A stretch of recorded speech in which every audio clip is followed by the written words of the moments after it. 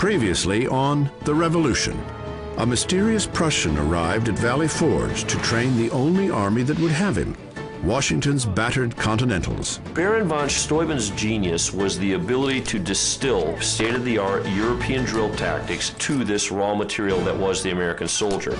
That army and its commander are now convinced that they can beat any army on the face of the earth, and they are eager for the fight. And that fight comes on one of the hottest days of the war. Monmouth became the war's longest, most brutal battle. When the smoke had cleared at Monmouth, it was a draw. This new army that had come out of Valley Forge held their own against the British. This renews the public's spirit for the war.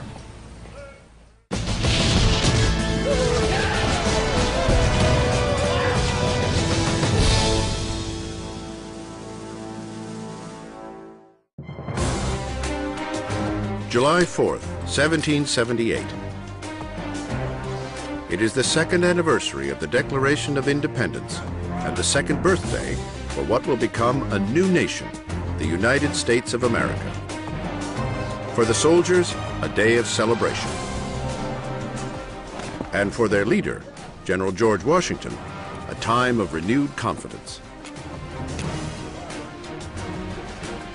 It has been a week since the Continentals took on the British Army at the New Jersey crossroads of Monmouth Courthouse.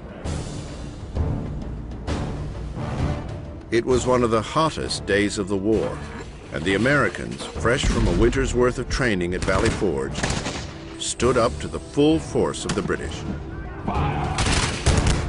More than 20,000 soldiers clashed on the field. The battle raged for hours in the stifling afternoon heat.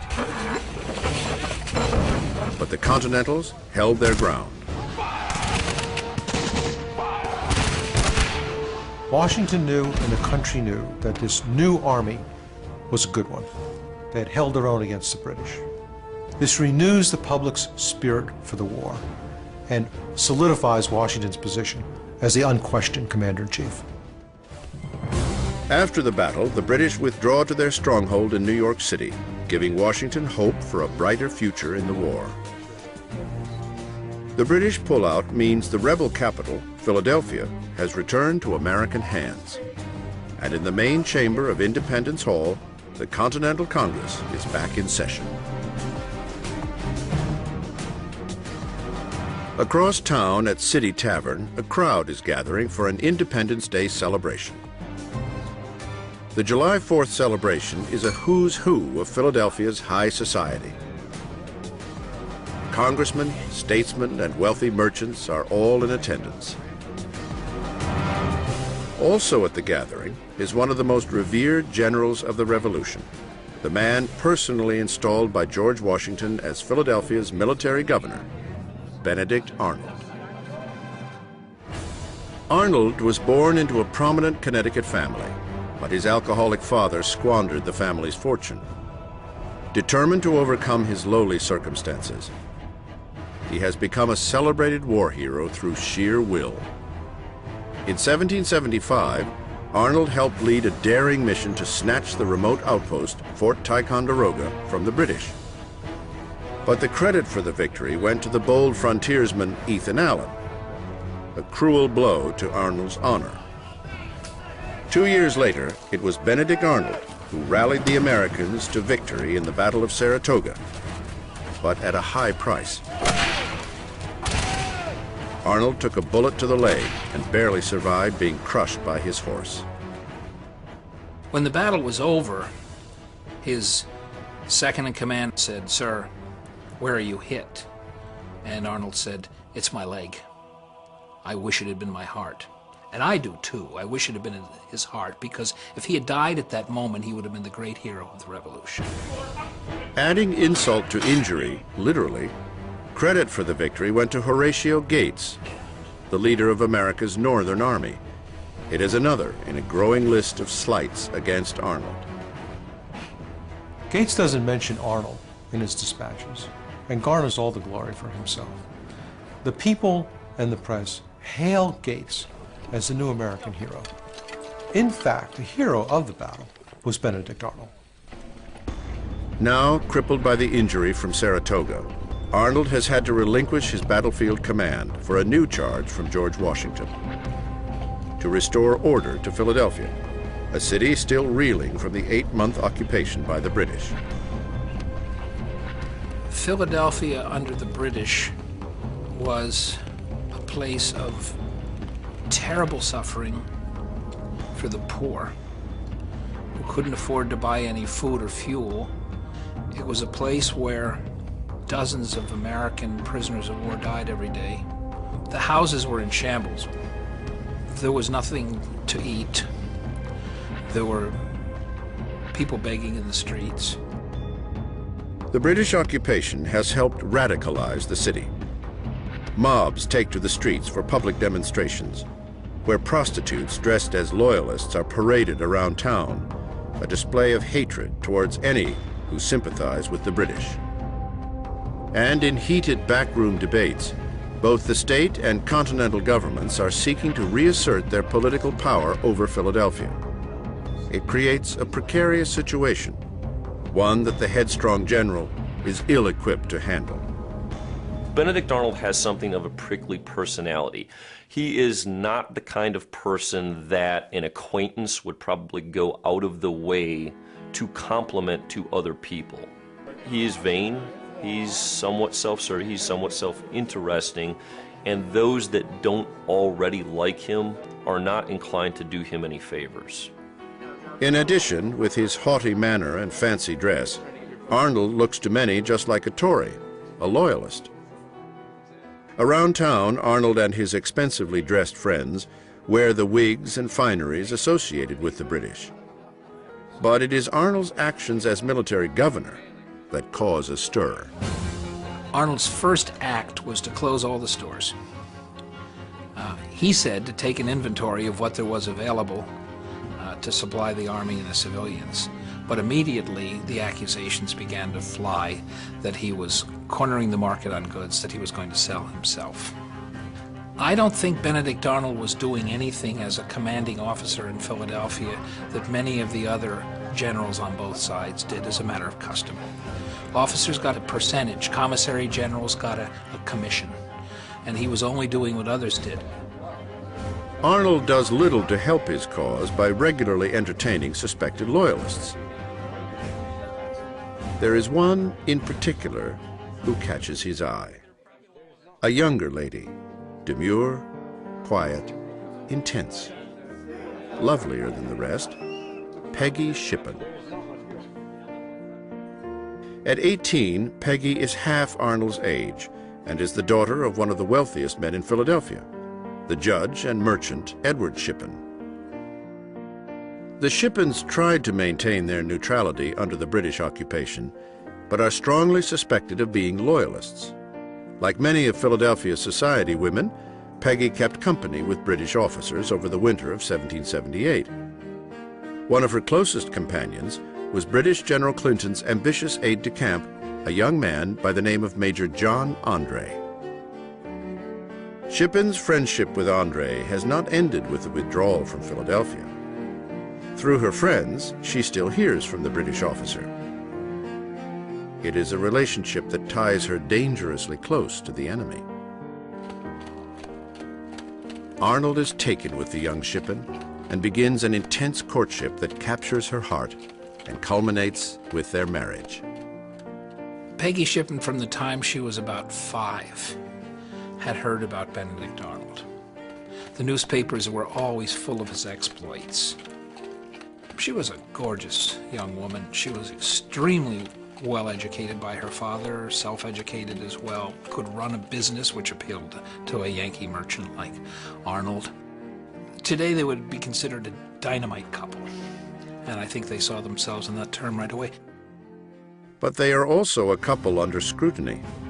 For his extravagant parties and questionable business dealings, Arnold comes under fire in the press. They are deadly serious charges: corruption, abuse of power, leveled by an anonymous source. Once again, Arnold faces a slight against his honor. But this time, his integrity is called into question. It is an attack that may push him too far. Summer, 1778. The Continental Army has proven its mettle at the Battle of Monmouth, a battle that has solidified George Washington's position as the American commander-in-chief. The British have withdrawn to New York City, and the colonial capital, Philadelphia, is back in American hands. Washington entrusts the city to one of his most celebrated generals, Benedict Arnold, who is now the military governor. Meanwhile, across the ocean in Paris, another celebrated patriot is anxiously awaiting news from the colonies. Benjamin Franklin, America's great statesman and emissary to France, is expecting word on the arrival of the French fleet in America. The internationally renowned scientist and statesman has been heartily enjoying the fine wine and refined women of France for the past year, and has used his patient diplomacy to convince this great superpower and enemy of the British to join the American side of the war. Now, 12 ships of the line under the command of the French Admiral Comte d'Estaing are under sail to aid the American cause. The hope is that the French fleet will help bring the war to a quick end, but the news from America is not good. A storm wreaks heavy damage to the ships, crippling the fleet and eliminating any chance of engaging the British. The whole Franco-American alliance, it's a very, very awkward alliance. And it gets off to a very wobbly start. This makes up the impression that the French are a bunch of cowards who haven't really come to our rescue anyway. And so this much trumpeted alliance with our saviors, the French, begins to sound like it's a pipe dream. And Franklin's job from France is very much to eliminate that idea and to paint a happier picture of the alliance, to uplift the alliance, because this is our only hope. To that end, Franklin engages in his own special brand of diplomacy, talking politics while socializing over games of chess in the salons of Paris. But Franklin's playful flirtations raise some eyebrows, in particular from an old nemesis who has recently arrived in France, John Adams. The 42-year-old New England conservative is one of the original firebrands who helped spark the American Revolution and is now an American envoy. Adams has been dispatched to work with Franklin at building the alliance with the French, but the two couldn't be a more unlikely pairing. Franklin and Adams are a little bit like oil and water. They're two inherently different men. Adams arrives in France, and he is a man of schedules, he's a man of efficiency, he wants an answer now. Franklin realizes that what he's conducting is diplomacy, and diplomacy is not conducted in this rather rigid-minded way.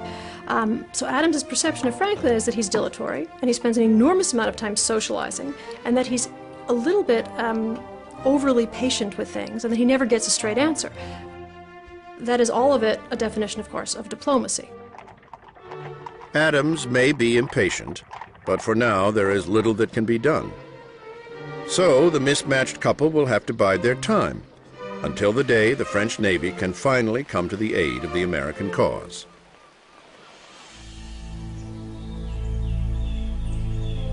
Back in the colonies, the fall of 1778 brings old problems to the doorstep of General George Washington. His army again faces chronic shortages, limited food, tattered clothing, and dwindling supplies, all compounded by an additional problem: no pay. It is a strain that weighs heavily on Officer Joseph Hodgkins, a 35-year-old cobbler from Massachusetts who has dutifully served in the war since its outset. Hodgkins has not been paid in months, a reality that is pushing even the most dedicated soldiers to weigh their commitment to the war against the needs of their families. My dear, you say in your letter that you are afraid that I shall stay in the cause of liberty till I shall make myself a slave to it. I have too much reason to fear that will be the case. I hope to come home soon and see you. Wishing you good night. Your most kind and affectionate husband till death, Joseph Hodgkins.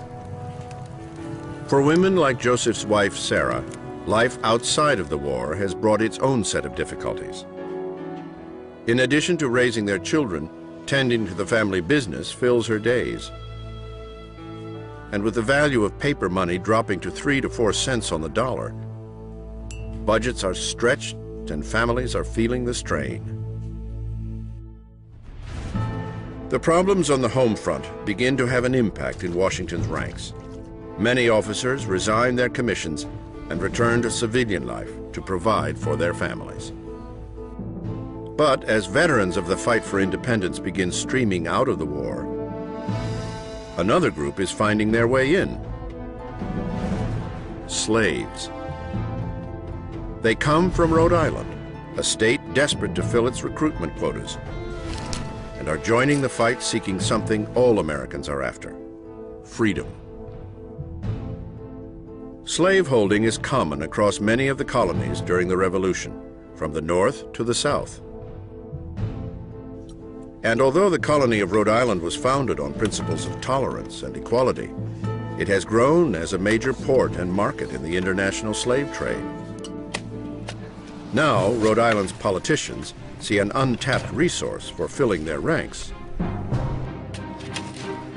The Rhode Island Regiment comes from a region that was, for the North, one of the major slave-holding regions. If they'd been in the South, they'd have been called plantations, but these are the largest slave-holding estates in the entire North.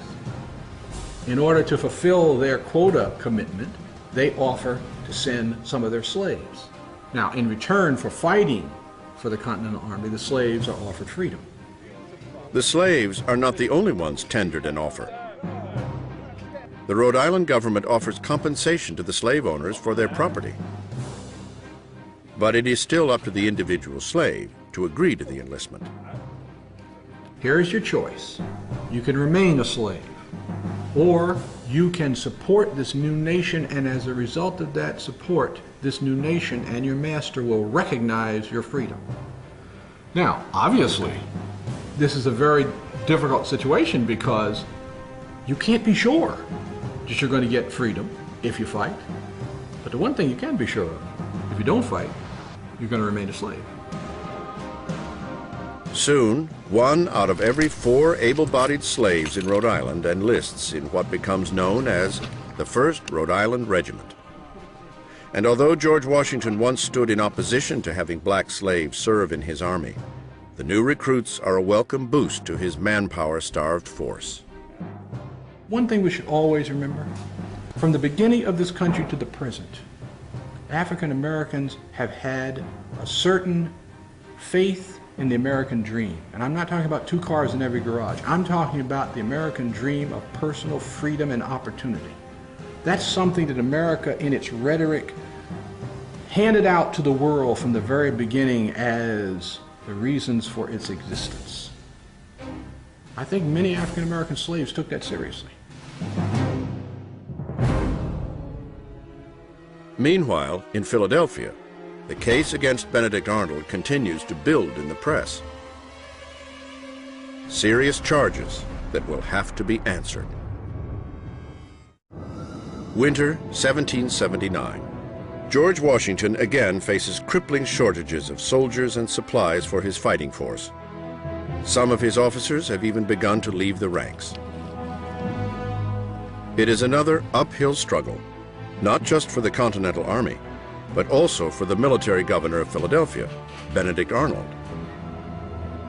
The charges of corruption and abuse of power circulating in the press have been getting more frequent and more serious.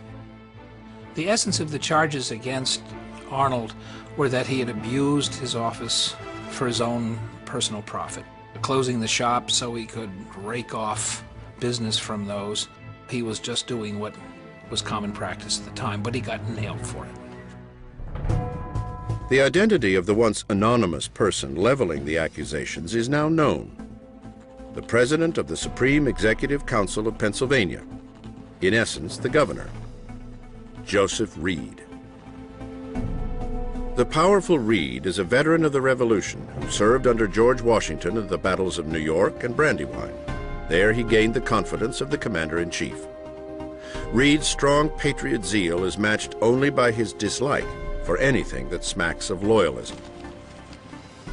Now a civilian politician, Reed is on a mission to take the control of Philadelphia out of the hands of the Army and return it to his command under the state of Pennsylvania. And Arnold will be his sacrificial lamb. Reed publishes that 8 charges are being drawn up against Benedict Arnold. Stung by the accusations, Arnold launches an attack of his own, defending his actions and his honor. Arnold did not believe that American Army officers such as himself should take any orders from the governor of Pennsylvania. And Reed did not believe that anyone was immune from the power of the civilian population. It really was a standoff between the two. The heated exchange lasts for months in the Philadelphia press and catches the eye of another powerful body, the Continental Congress, which decides to take the matter into its own hands and convene a hearing.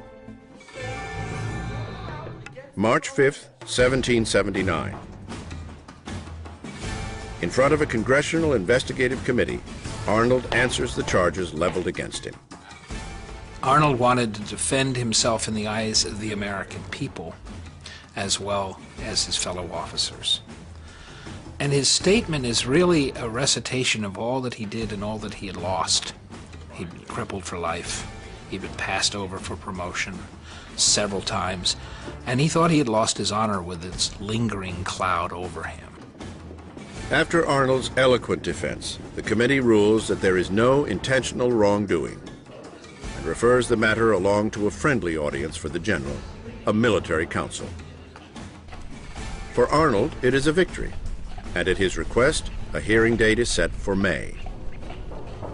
But Joseph Reed has more plans for Arnold. He renews his attacks in the press and renews a correspondence with his old commander, George Washington. Reed demands that all of the charges be reinstated against Arnold and backs it with a threat of removing Pennsylvania's support and supplies from the war. He tried to blackmail Washington. If Washington didn't court-martial Benedict Arnold, Washington would not have the army wagons he needed to move his armies the next year. Desperate for supplies, Washington sees no choice but to consider the possibility.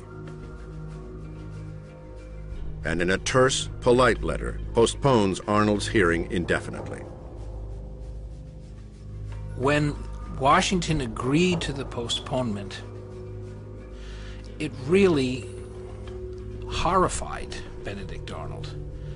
And he wrote probably his most wrenching letter to Washington at that time. If you think I'm guilty, well then try me and execute me.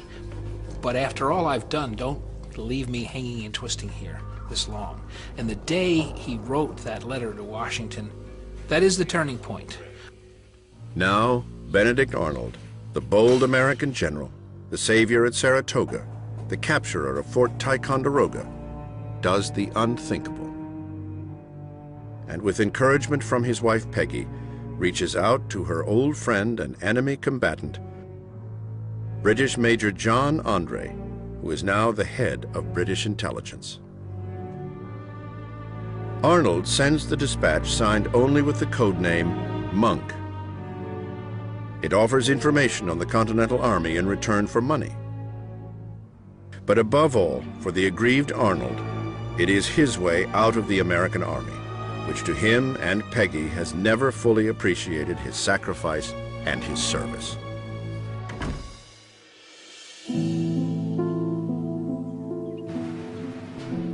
As the war drags into its 4th year, frustrations begin to mount.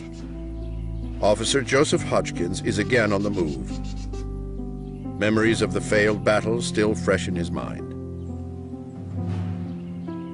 It is now clear that the end of the war, seemingly so close last summer, is but a distant hope. And at home, times are increasingly difficult. On just a soldier's pay, the Hodgkins family finances are stretched to the limit. For Joseph, it is time to go home to Ipswich, Massachusetts.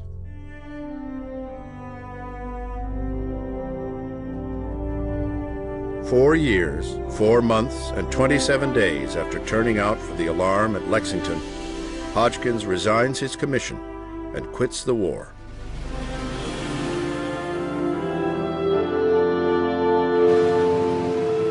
He resumes his life as a citizen, a shoemaker, a husband, and a father, and will never return to the front lines again.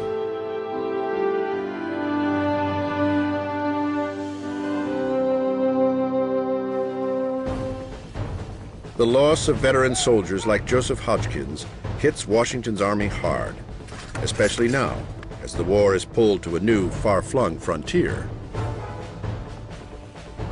Indian raids on villages to the west have commanded the attention of Congress and the country, and revenge is being demanded. 1779 is shaping up to be a slow year for the Continental Army. Battlefield plans have been made and discarded. Rumors of British movements received, some true, some false. Just one assault, demanded by Congress and ordered by George Washington, will be the major campaign of the year. A foray north into the lands occupied by the nation of the Iroquois. Stretching east to west across land that will become New York State, the Iroquois nation consists of the Mohawk, the Oneida, the Onondaga, the Cayuga, the Seneca, and the Tuscarora. It is the largest confederation of tribes in the Northeast, and would be a powerful addition to either side in the Revolution. For most of the war, Native American involvement has been a limited affair, various tribes making short-term deals for individual battles. Now, the Iroquois nation, like all who live on American soil, find themselves in a position to take a side in the war. There's not a great option. It's the least painful option, or the option that seems to serve their interests.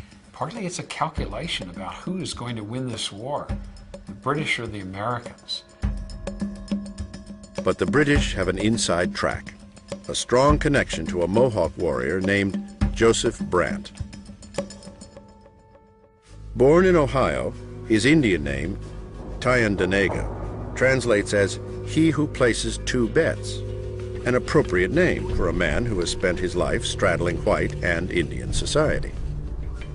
Born to Mohawk parents, he was introduced at an early age to a man of great wealth, the British Superintendent of Indian Affairs, Sir William Johnson, who took Joseph under his wing and raised him as his own son.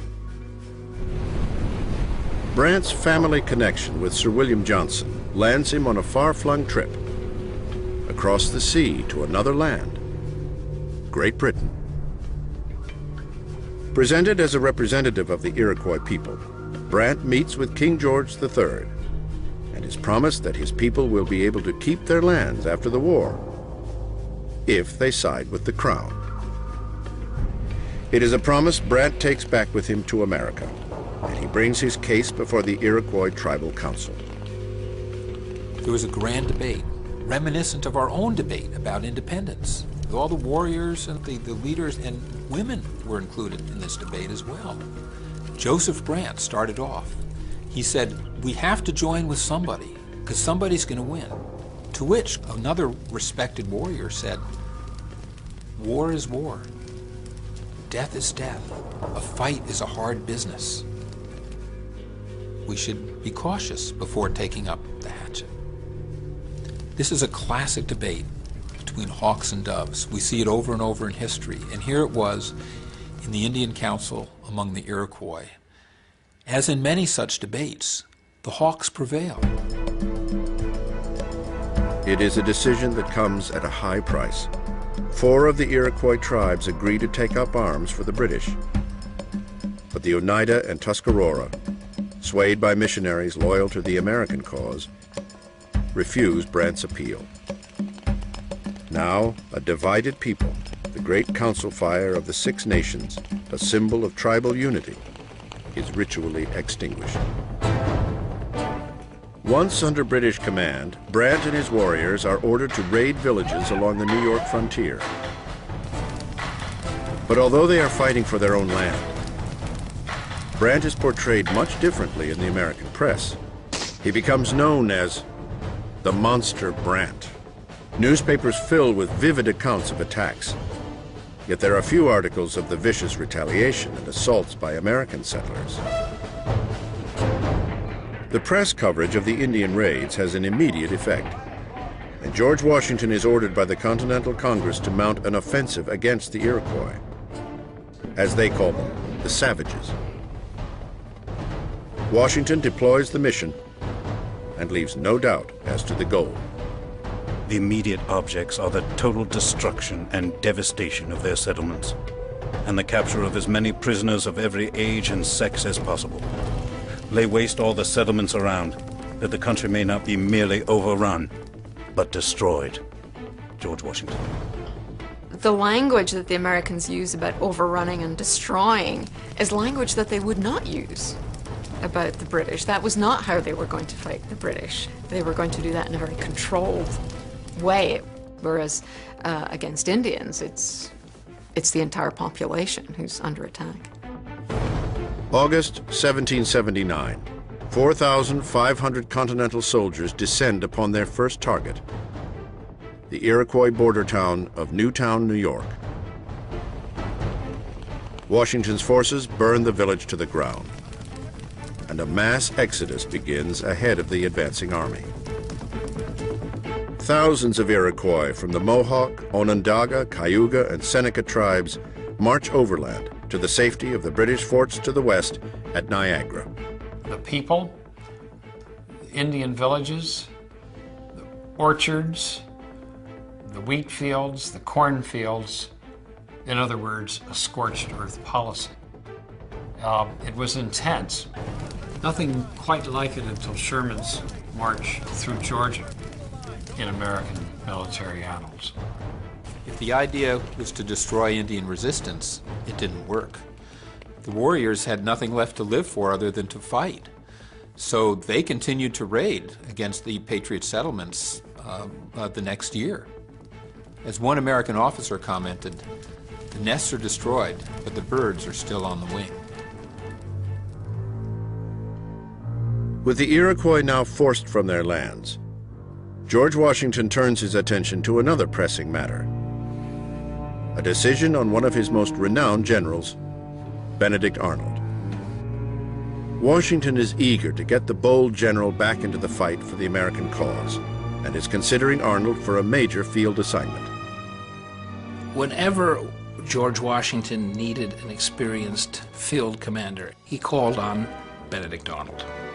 Arnold knew that you had to attack the British, get out there and hit them and hit them and hit them again.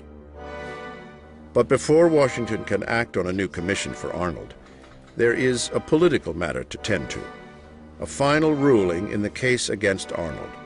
Charges of profiteering while in charge of Philadelphia. Charges leveled by the governor of Pennsylvania, Joseph Reed. Reed, in his personal quest to show his power by seeing Arnold convicted, has backed the charges with a threat to withdraw Pennsylvania's support for the war. And Washington, needing all the supplies he can get, sees no choice but to give in. He issues a harsh rebuke against Arnold to placate Reed. But once the affair blows over, Washington can finally make General Arnold a glorious offer: a return to a field command.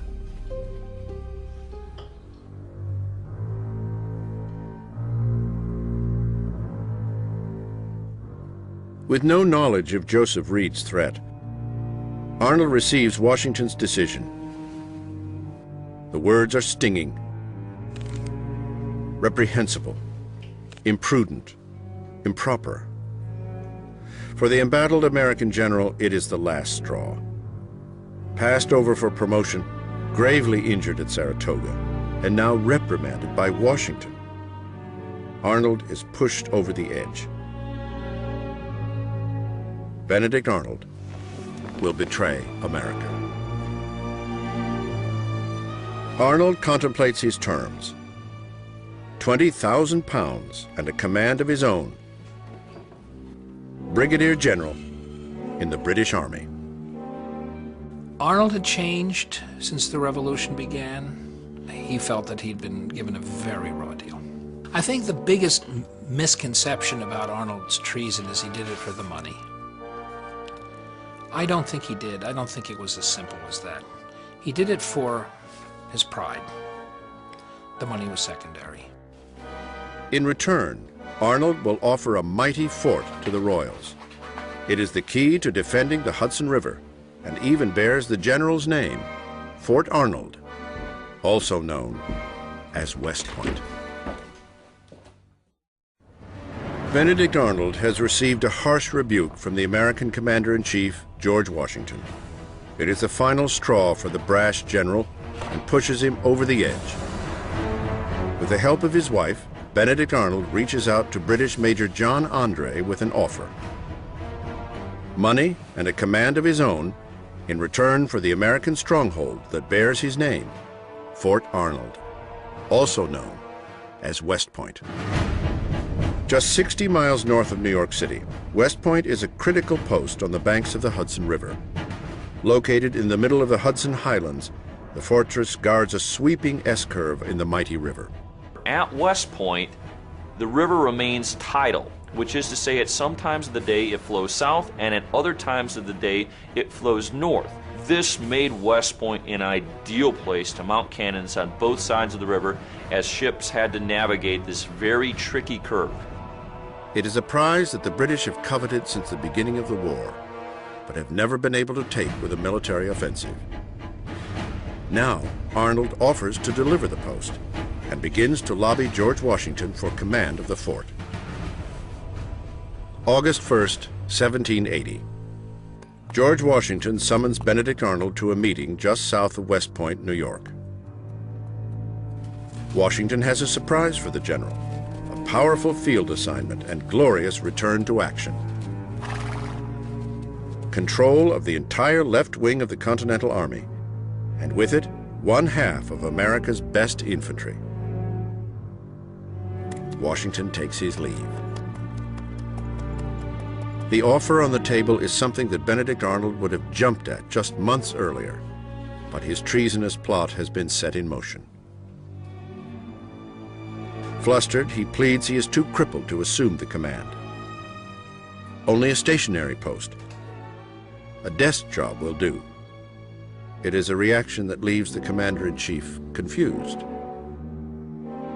George Washington was puzzled that Benedict Arnold would want the command of West Point. Washington wanted to put him back into the line of battle as his number 3 general. But Arnold insisted on West Point because that was the deal with the British. Arnold refuses to back down, and Washington finally yields.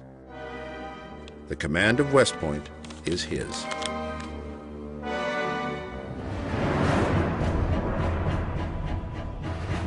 August 3rd. Now in charge, Arnold wastes no time in laying the groundwork for his treason.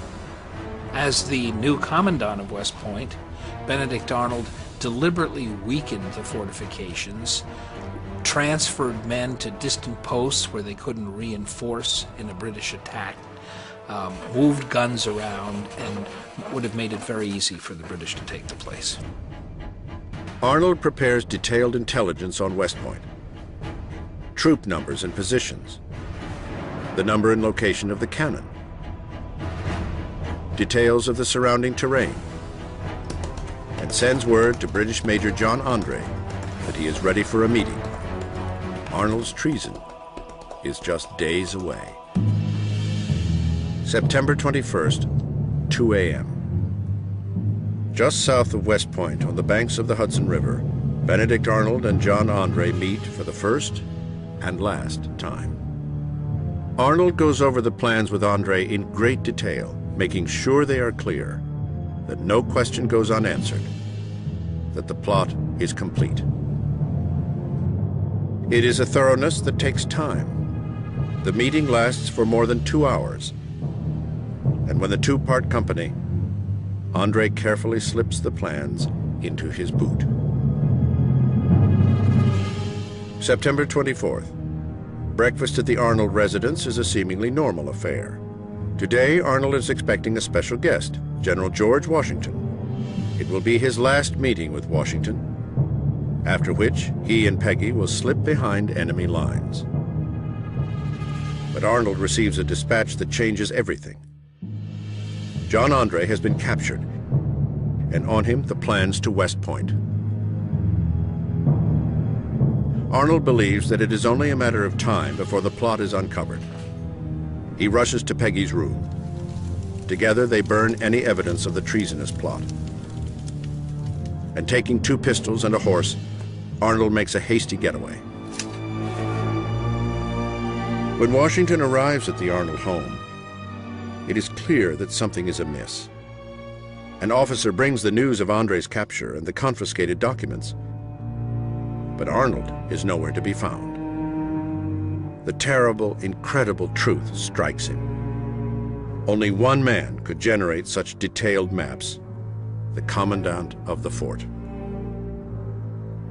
Benedict Arnold is sold out to the British. The remaining question is, who else knew of the plot? Washington goes to Peggy Shippen's room. But to the commander's eyes, she is suffering from the shock of her husband's treason. When Washington arrives at the house, she is weeping, crying that this terrible thing has happened. She's had nothing to do with it. She knows nothing about it. Washington buys this. George Washington was a sexist. He didn't believe a woman could have pulled off such an act or been at the heart and the brain of such a plot.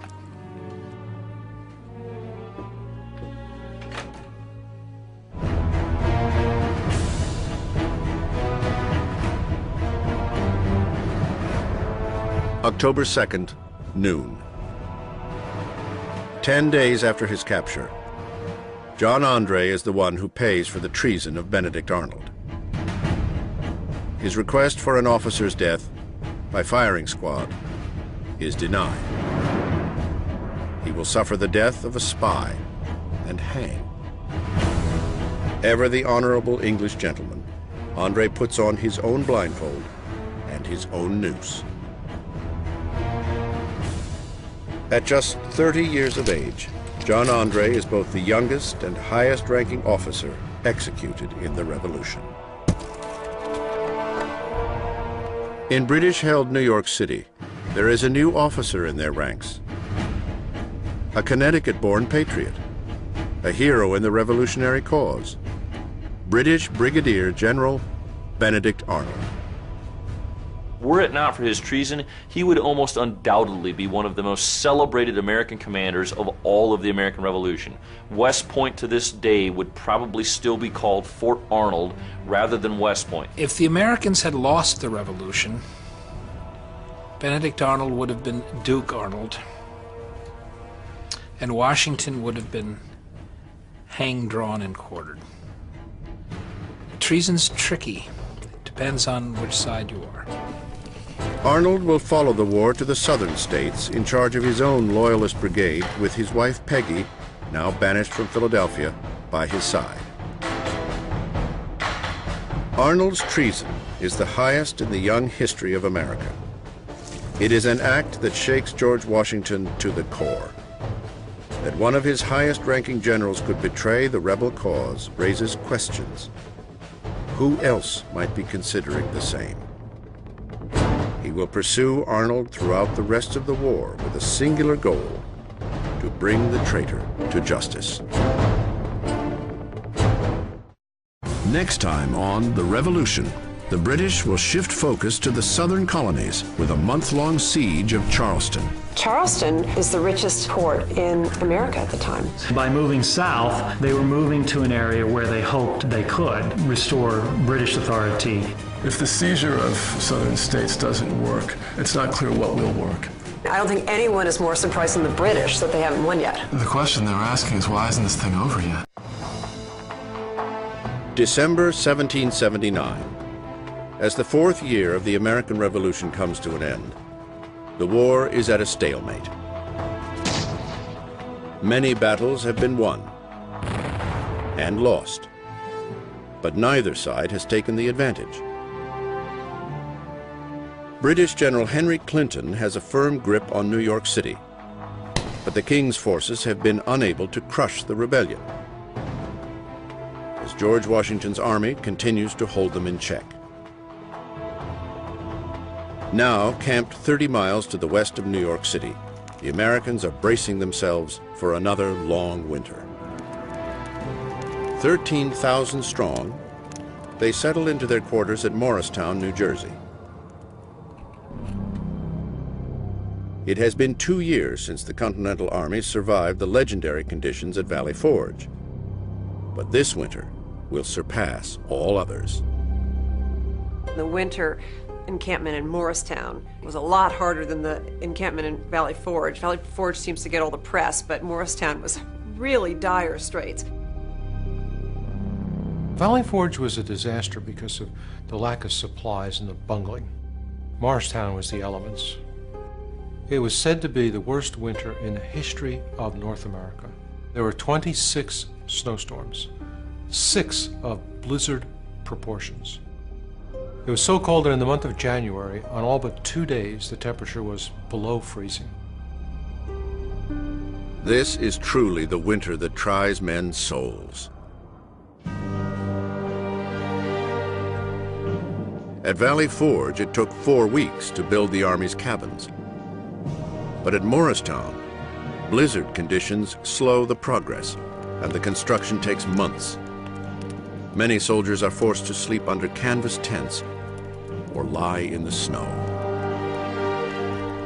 Compounding the soldiers' suffering is the fact that once again, food is in critically short supply. The countryside is covered with snow, but really the areas of Morristown just does not have enough food to supply the Army. Soldiers fill their diaries with accounts of the cruel conditions. We were absolutely, literally starved. I do solemnly swear that I did not put a morsel in my mouth for 4 days and as many nights, except a little black birch bark, which I gnawed off a stick of wood. I saw several of the men roast their old shoes and eat them. Private Joseph Plumbarton. It is yet another low point in Washington's career. His desk piles high with letters from generals pleading for supplies. Washington petitions Congress for aid, but to no avail. Inflation had soared to hundreds of %. The American money was practically worthless. And they had a hard time with taxes on the states, many people to pay their taxes. Congress was nearly bankrupt. So it's catch as catch can. With no food and few supplies, Washington faces the very real possibility of being forced to dissolve his army.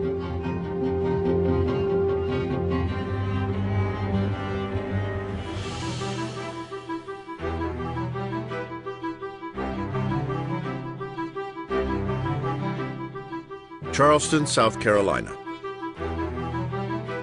800 miles to the south, it is a very different winter. 4 years into the war, the South is mostly untouched. Here in the bustling hub of commerce and trade, life goes on undisturbed. The wealthy partake heartily in the pleasantries of social life. Dances and dinners fill the evenings, a far cry from the hardships faced by an army fighting for their liberty. Charleston has been threatened only once by the British. A poorly executed attack in 1776 that was easily fended off. From the looks of it, Charleston is hardly part of a nation at war.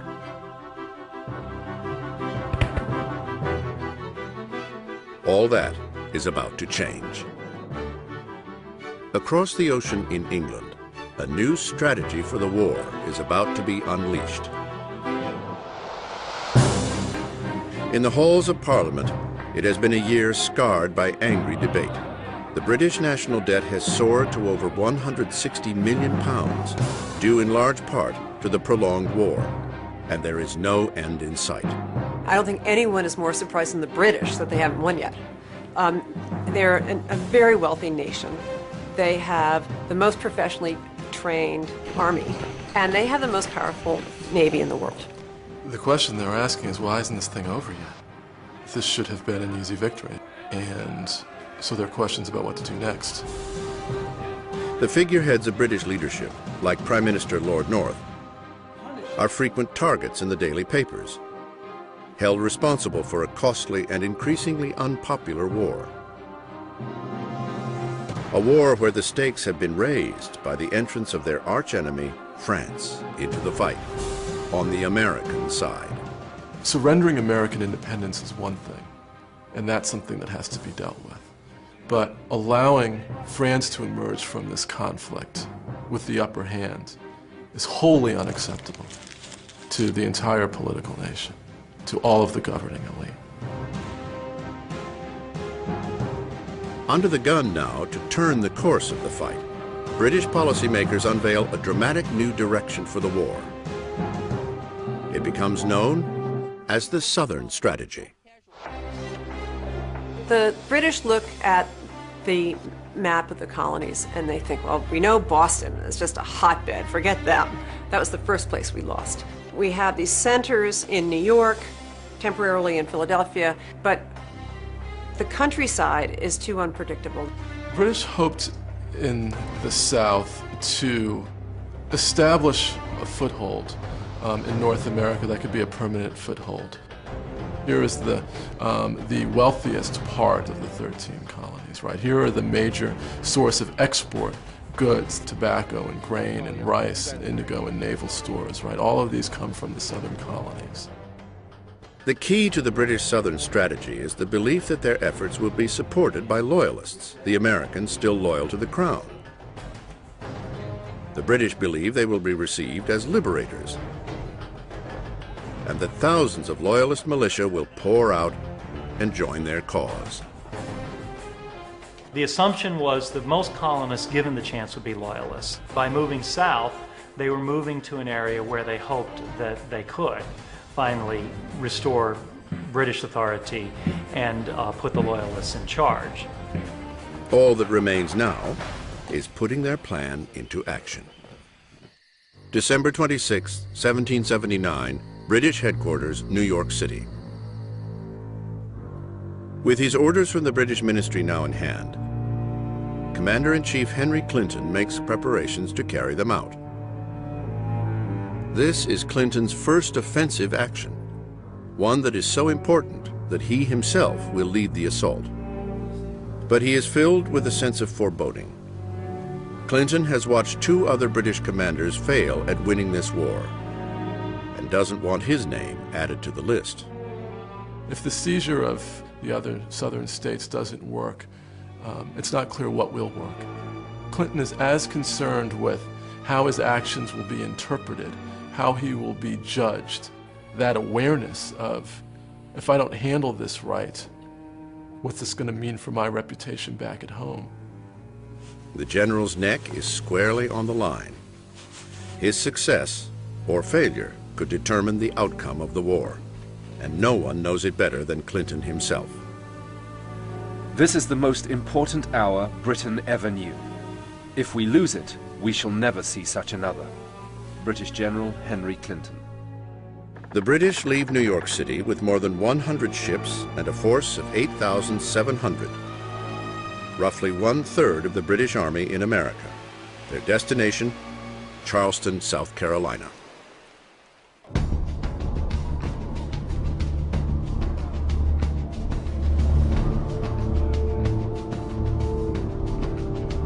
News that the British fleet has set sail reaches Washington in Morristown, New Jersey.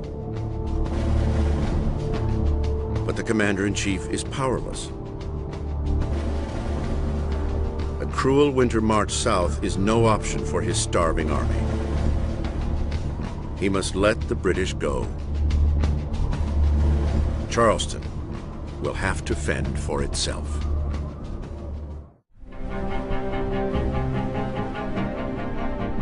January 1780. The British have launched an armada out of New York City. 8,700 soldiers heading for a southern offensive in Charleston, South Carolina. But Washington, with no navy, and his army snowed in at Morristown by the worst winter the war has seen, cannot follow, leaving Charleston and his southern army to fend for themselves.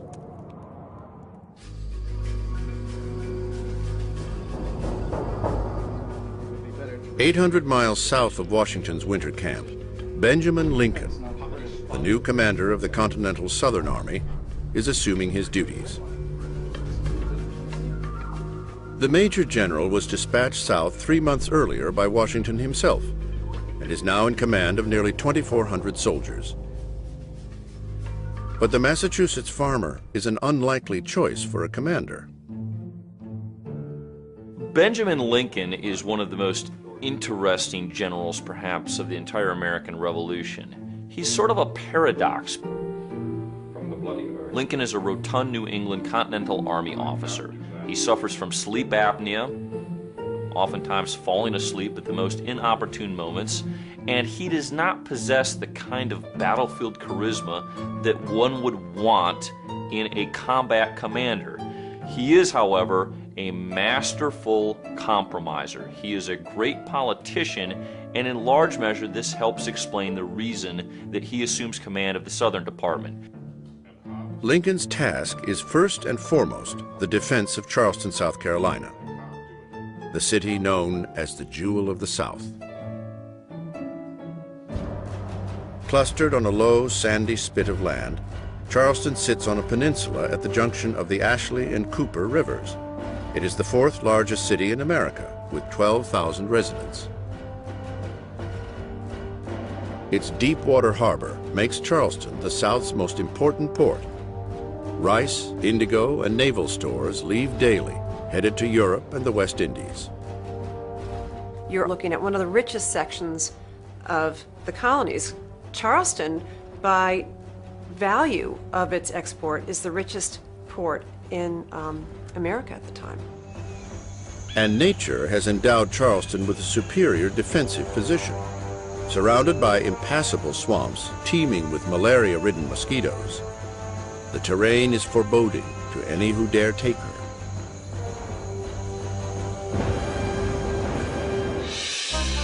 January 10th, 1780. Benjamin Lincoln receives a dispatch from spotters along the coast. A massive British force is approaching. With his command barely underway, Lincoln will have to face down England's army. Lincoln immediately petitioned South Carolina's government to recruit and raise more troops. But his request is denied. It is not the first time the South Carolinians have frustrated the Patriot cause. Many view the colony's citizens as reluctant revolutionaries, voting for independence only under tremendous pressure from the other colonies. And on the floor of the Continental Congress, South Carolina's seeming unwillingness to raise troops has ignited heated debates.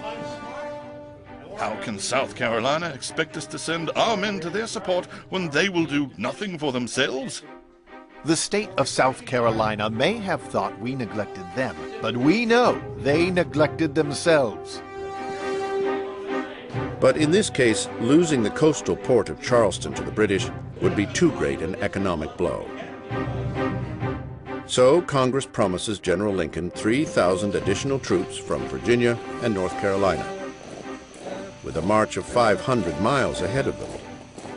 It is unlikely the reinforcements will arrive in time. With his back against the wall, the New Englander proposes a last-ditch idea to South Carolina's government. Arm 1,500 black slaves and turn them into soldiers. If they refuse, Lincoln will leave Charleston to the British. South Carolina's response is immediate. The request is denied as totally impractical. Even though their backs were to the wall when the British Army moved south, they could not bear the risk of putting weapons in the arms of black men. They were very concerned about what might happen should they start arming their slaves. I mean, to arm those people you have formerly held in captivity might be a suicidal thing to do, and they understood this. With reinforcements hundreds of miles away and no black recruits, the defense of Charleston is looking more and more futile. At that point, Lincoln's choice was either to get the army out of the city and give it up, or to stay in the city. In the best of all possible worlds, Lincoln should have left Charleston and gone to the countryside. But the general's sense of honor and duty prevents him from abandoning his post, and retreat, however wise, would open him to accusations of cowardice. Undermanned, undersupplied, and unsupported, Lincoln will make his stand at Charleston. He communicates his plight to his commander-in-chief, General Washington. We remain unsupported by troops, unsupplied, and what adds to the unhappiness is the little prospect that our affairs will speedily be in a better channel. General Benjamin Lincoln. But from New Jersey, there is little Washington can do. With his army half a country away and nearly starving, moving his sizable force south is out of the question. Washington wants to send men from Morristown. He can't send men because the men he wants to send have no shoes. They can't walk, so no army is sent.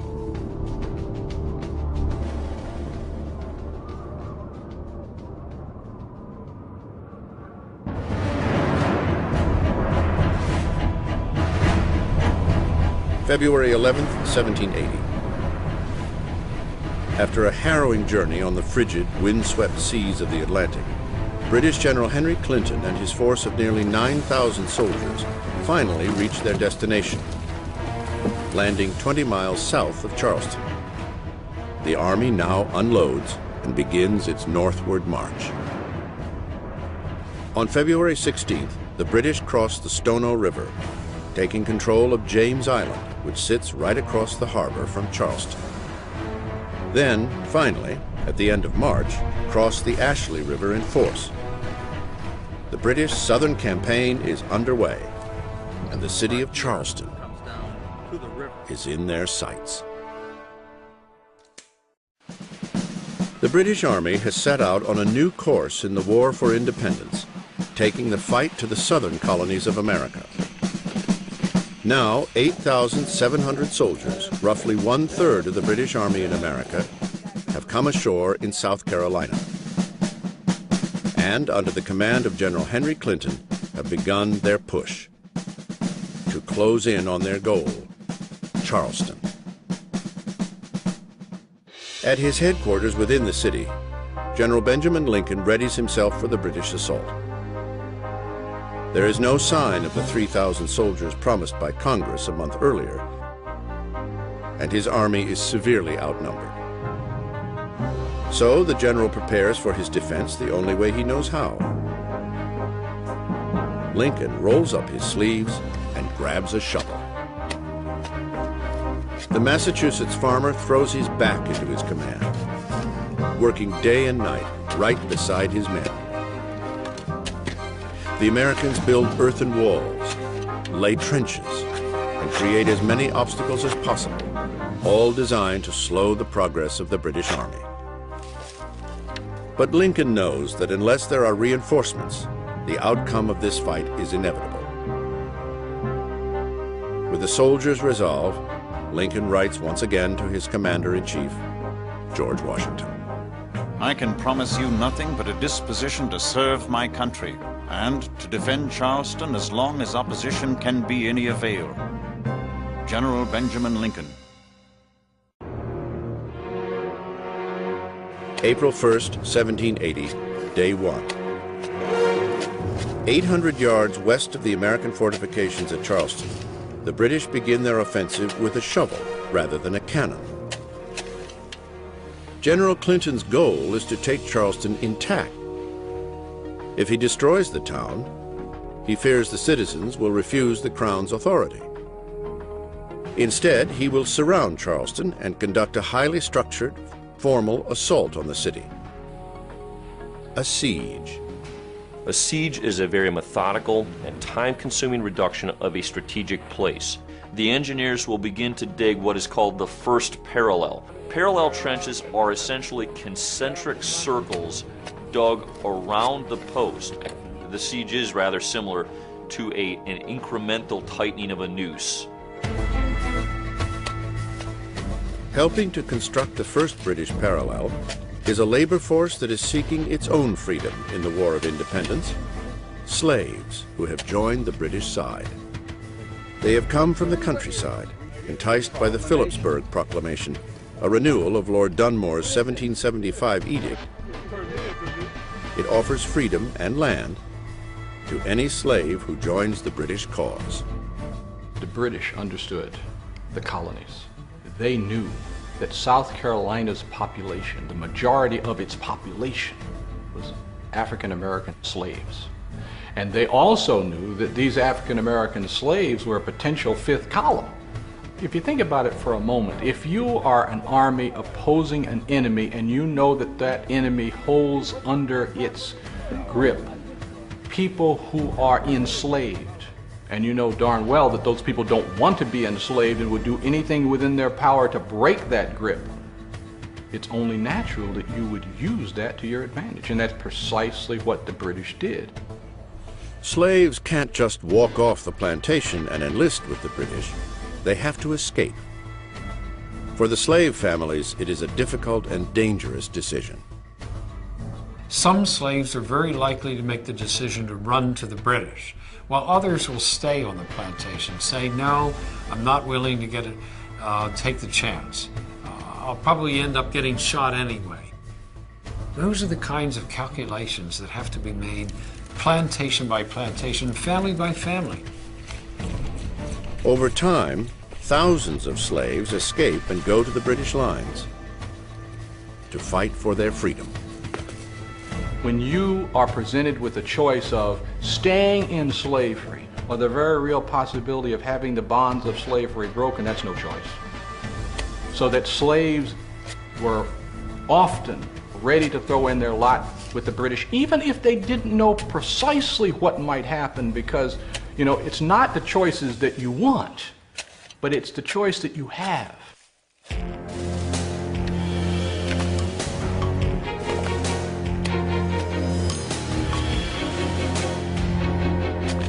The siege of Charleston enters its 5th day, and the methodical work of the British assault continues.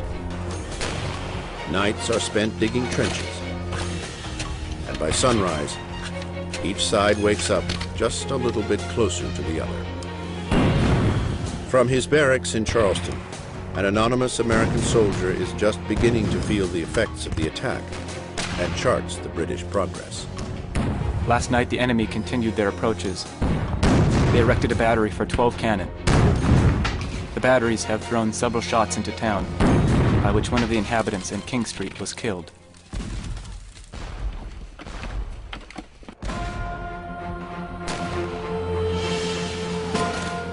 Day 7.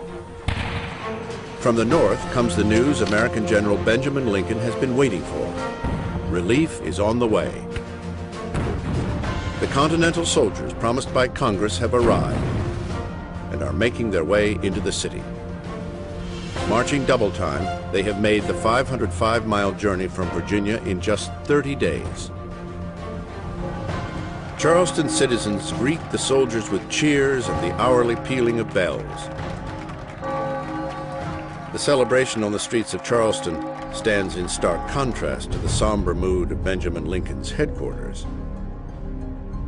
Rather than the 3,000 soldiers promised, the Virginians number just 750. These numbers fall far too short. Bearing down on the city are 10,000 British redcoats.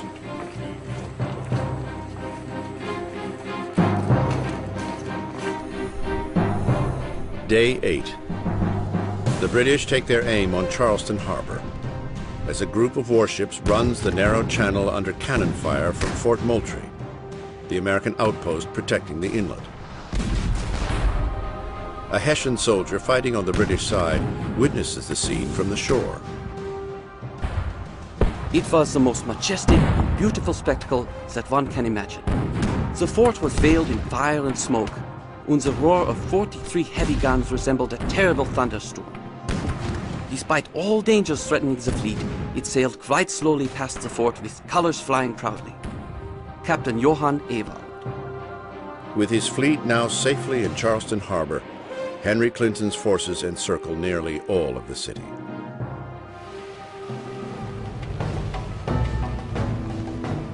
Day 10. From their position of strength, the British now send the Americans an ultimatum: give up the fight and surrender. General Lincoln's response is immediate. He will not yield his post. The protocol of war at that time mandated that the defending commander keep the fight up at least long enough to meet the minimal dictates of honor in that time. So the besieged commander would always routinely decline the first offer of surrender. British General Henry Clinton has gotten the response he expected. It strengthens his resolve. They will now defend the town, and when we take it, we shall take all in it. Sir Henry Clinton. Day 14. The British parallels continue creeping closer and closer to Charleston. Shelling fills the days as hot lead rains on the town. Just one escape path remains open to the Americans. Along the Cooper River to a crossroads called Monk's Corner. Running through a series of shallow crossings along the river's edge, the route serves as the last communication link between Charleston and the South Carolina backcountry. A lone Continental garrison is stationed at Monk's Corner. Their charge is a vital one: keep the route open. For the British, it is the last target needed to encircle the city.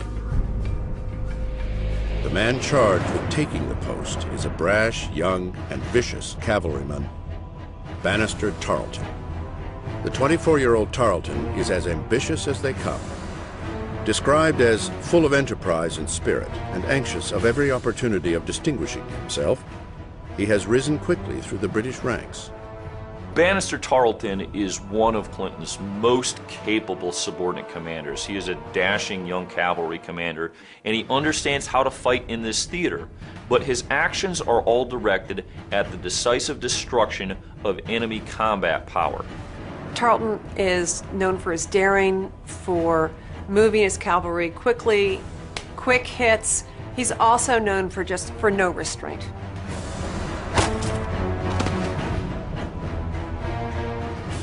At Monk's Corner, Tarleton unleashes a daring plan on the Americans.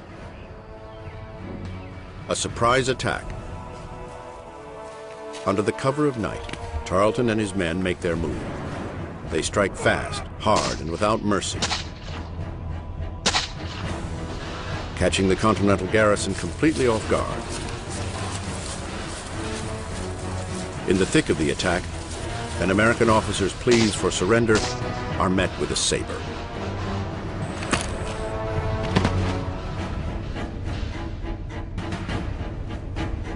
Monk's Corner becomes Tarleton's calling card. It is not the last time the Americans will face the brash cavalry officer. The final road out of Charleston is now closed.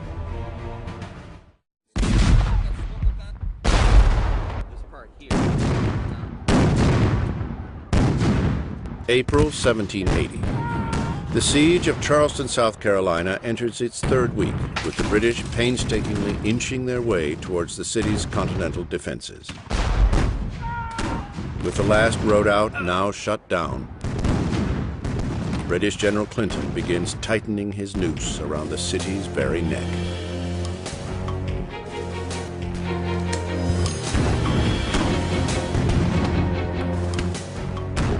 Day 18. Behind the defensive line, there is the terrifying and constant barrage of cannon fire. For an anonymous Continental soldier, the strain of the siege is beginning to show. The enemy continued firing from their cannon, mortars, and small arms. A sentinel near the advanced redoubt had his arm shut off by one of our own cannon. The enemy continued to approach. And we hear that our cavalry have been defeated and that we lost between 20 and 30 killed and wounded among them. It's hard for us today to imagine what it's like to be inside a city that's being besieged. You're worrying about these incessant artillery shells coming in, and you're probably worrying all the time about what eventually is going to happen. What's going to happen when the enemy gets in here?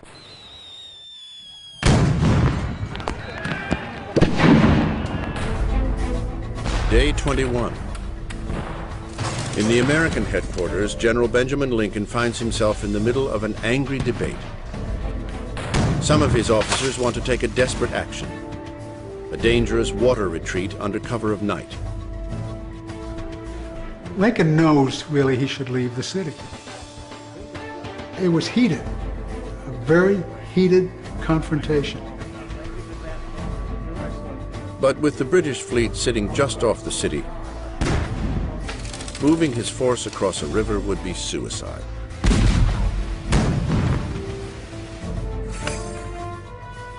So Lincoln sends out a flag of truce and a request for a 6-hour break from fighting. Having already rejected British General Clinton's offer of surrender, Lincoln now proposes his own terms. He will give up Charleston, and in return, his forces will be allowed to retreat for 10 days unmolested, with its arms, military stores, and baggage. In addition, he asks for the guaranteed protection of the residents' property. Those who wanted could sell their goods off and leave the city. It would be a free evacuation with the honors of war, the most lenient surrender in a formal siege. But British General Clinton will have none of it. His goal is complete capitulation by the Americans. He returns the note and includes his terms: a total surrender. A total surrender or an unconditional surrender is perhaps one of the most humiliating defeats that an enemy can suffer. A commander will not make an offer or demand a total surrender or unconditional surrender unless he is confident in his ability to finish the job by force of arms. Lincoln refuses the offer. The terms, unacceptable. It will be a fight to the end.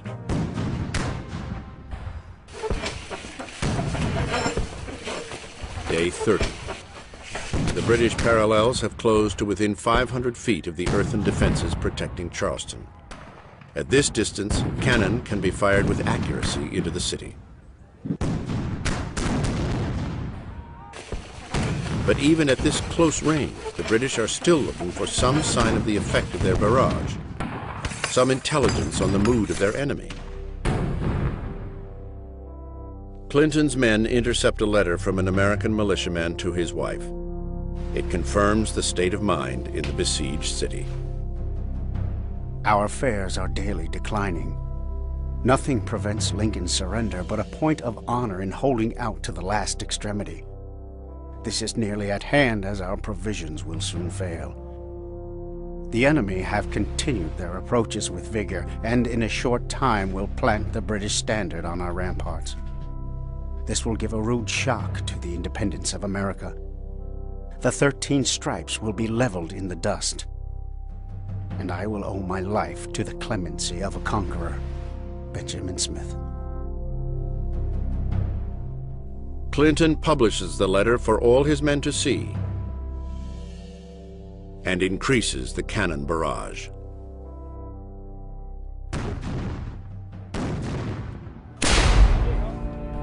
Day 38. In the American headquarters, Benjamin Lincoln is trying to salvage his defense, to hold out in hope of additional reinforcement or come up with some plan that might turn the course of the siege.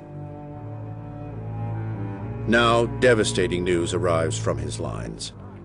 The South Carolinian militia has abandoned their posts within the city.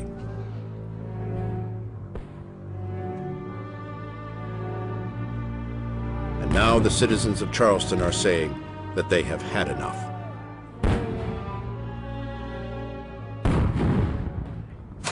Major General Benjamin Lincoln, commander of the Southern Department of the Continental Army, has run out of options.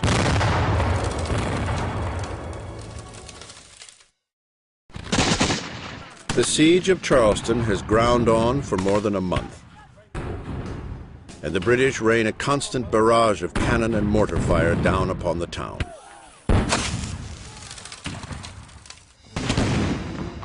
With Charleston completely surrounded, it is only a matter of time before British forces breach the defenses of the city and are able to overrun the town. Now General Clinton prepares a final offer for the Americans: complete and total surrender.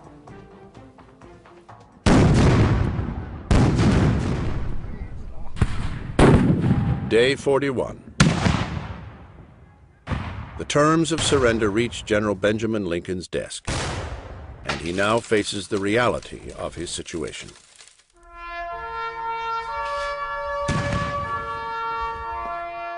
The time has come to give up the fight, to yield his post. The British cannon finally fall silent.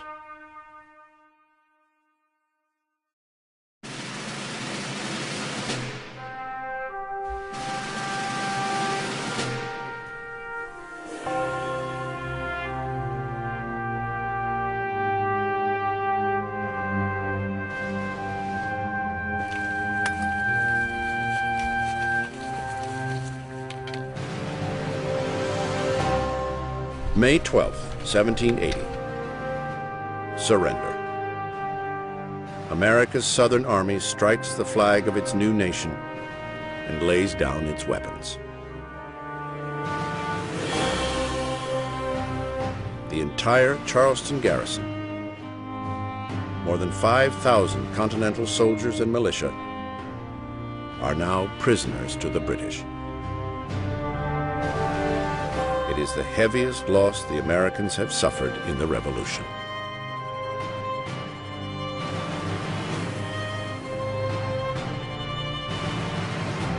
General Benjamin Lincoln's war is over for now. He returns in defeat to his Massachusetts farm as a prisoner of the British on parole. Charleston, the jewel of the South, belongs to the King.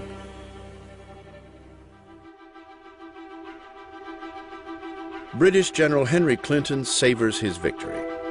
He cannot hide his optimism about a smooth and easy road to capturing the other southern colonies. He sends word home to England. I hope I am not too sanguine when I say that both the Carolinas are conquered in Charleston.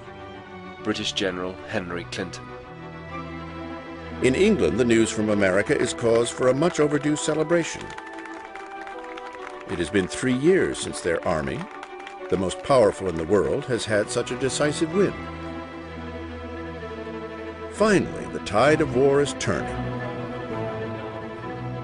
The Southern strategy is a seeming success. Back in the American headquarters at Morristown, celebration is the last thing on George Washington's mind. The final dispatch from Charleston has arrived. His Southern army is now lost. It is another defeat for the Americans, one that the commander-in-chief had been powerless to stop. The brutal winter of 1780 has taken a mighty toll on his army. It was a long winter. It snowed in May. Soldiers are starving. The dire conditions have pushed some to the very edge. Dissension is growing in the ranks. Insubordination runs rampant. Some soldiers even threaten to take matters into their own hands, to mutiny. It is a decisive and dangerous moment for the Continental Army. George Washington must step forward and restore order. The Commander-in-Chief carefully chooses his moment to take action.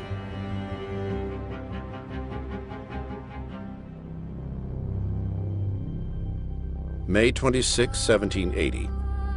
8 nooses, prepared for 8 men. They are soldiers brought here on a variety of charges: insubordination, forging documents, theft. All are sentenced to death. Washington orders the execution be held before the entire camp, for all of his men to see. It is a carefully choreographed event. Washington wanted to use punishment, a capital punishment, particularly sparingly, but he also knew it was great theater. All 8 were put on top of a gallows. Nooses were put around their heads. Their graves had been dug in front of the gallows, and their coffins, which he ordered manufactured, placed next to the graves. The goal of a public execution is to instill awe in the audience, awe for the power of military authority. But you can make it into better theater by pardoning and offering a last-minute reprieve. As they were about to be hung, a soldier stepped forward from the crowd. Reprieve. Reprieve from the Commander-in-Chief. 7 of the 8 were freed. So you have both awe in the punishment and then gratitude for the reprieve, and the audience experience all of these things at the same time. On this day, just one man will hang for his crimes. It is a warning to all in Washington's army of the consequence for insubordination. For Washington, these are some of the darkest days. The British Southern strategy flourishes, while simultaneously it looks as if the American army is coming undone at the seams. And without the army, there is no revolution. I find our prospects are infinitely worse than they have been at any other period of the war. I look forward to the consequences with an anxiety not to be described. George Washington. The Commander-in-Chief cannot help but question the future of the war he once called this glorious cause.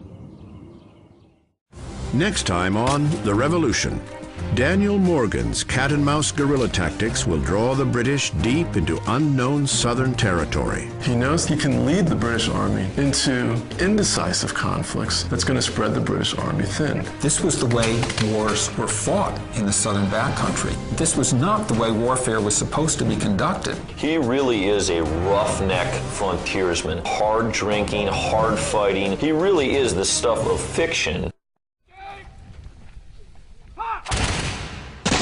May 1780. The War of Independence now enters its 4th year, longer than anyone had imagined. Battle after battle has failed to bring either side closer to winning. In the North, where the Revolution began, the war has ground to a deadlock.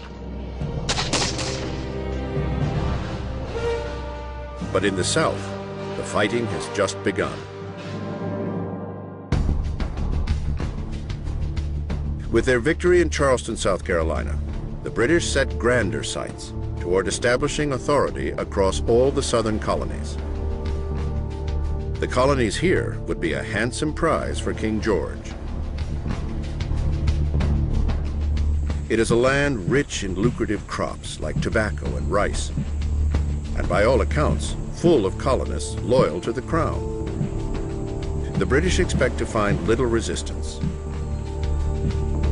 Here, at last, they would find colonists loyal to the king and eager to embrace the British Empire, especially for its protection and trade.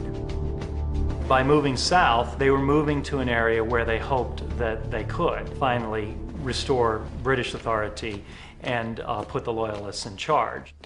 The goal was always to try to isolate the rebellion. The assumption was that most colonists, given the chance, would be Loyalists. For 4 years, the British have tried to find those colonists loyal to the Crown. For 4 years, they have encountered an America deeply divided. But now, down south, they believe they have their strongest foothold.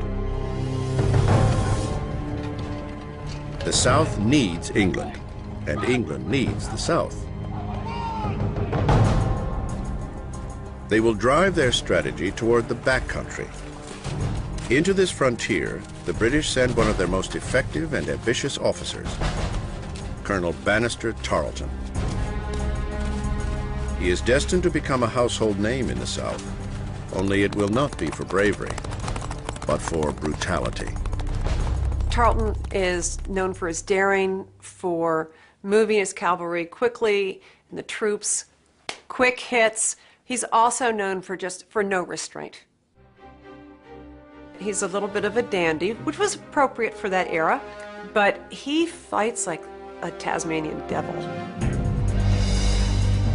The British will not only raise and train a loyalist militia to keep peace in the South, they will hunt down rebels and destroy them. No one is better suited to that task than Tarleton. 100 miles from the coast, he closes in on the remains of the Continental Army in retreat from their defeat at Charleston.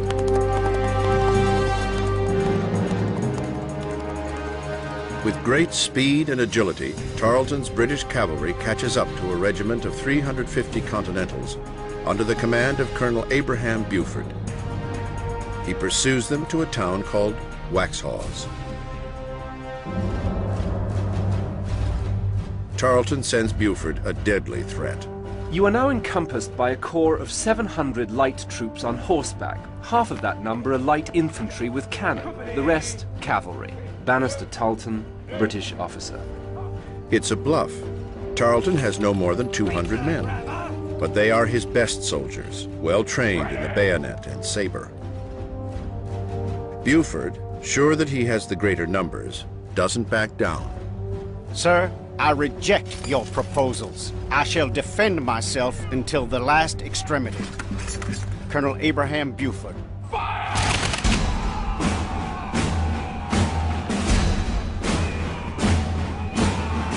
Buford's words will prove prophetic.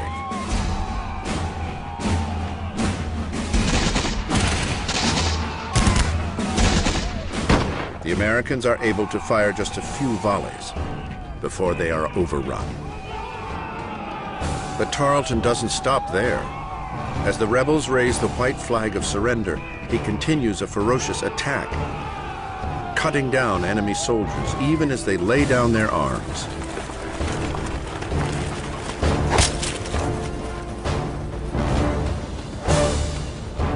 It will soon be remembered as the Waxhaws Massacre. Our captain attempted to defend his head with his left arm until the arm was hacked off. His head was then laid open to the eyes. Continental soldier. Waxhaws is a painful loss for the Americans. But they will turn their defeat into another kind of victory on the propaganda front. The Battle of the Waxhaws is used by patriot propagandists to depict the British as monsters who will massacre their soldiers in a dishonorable fashion and ride roughshod over the countryside. Any occupying force trying to subdue a rebellion on the home soil of an insurgency is going to operate at a disadvantage when it comes to the propaganda war. Waxhaws will be remembered and used as a battle cry against the British. It sets the tone for the divisive war coming in the backcountry. Banastre Tarleton receives a reprimand from his superiors, but they do little else to rein him in. man now known as Bloody Ban continues deeper into the backcountry, where the British are about to dig themselves an even bigger hole.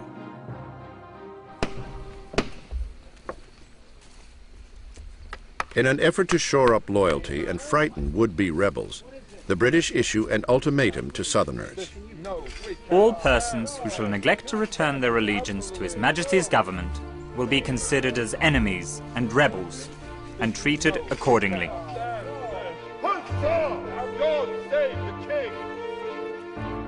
In most parts of the country and in most years of the Revolution, people had been able to stay out of the way, at least partially. But now it was do or die. The Severe Proclamation is the work of Sir Henry Clinton, the overall commander of the British forces in America. Clinton should have known better.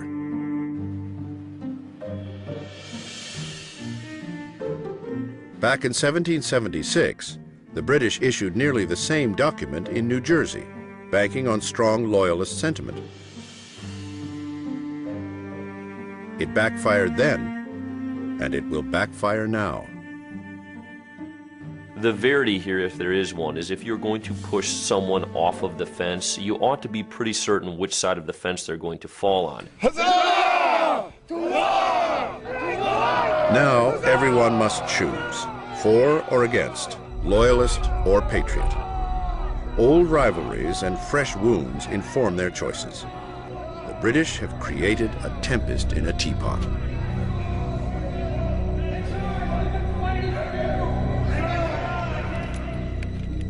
The loyalists who do come out to join the fight for the king do so for their own agendas. And they will soon be met by an equal force, equal in number and violence, of patriots. A hornet's nest is stirred in the South, unleashing a fight that looks less like a revolution and more like a civil war.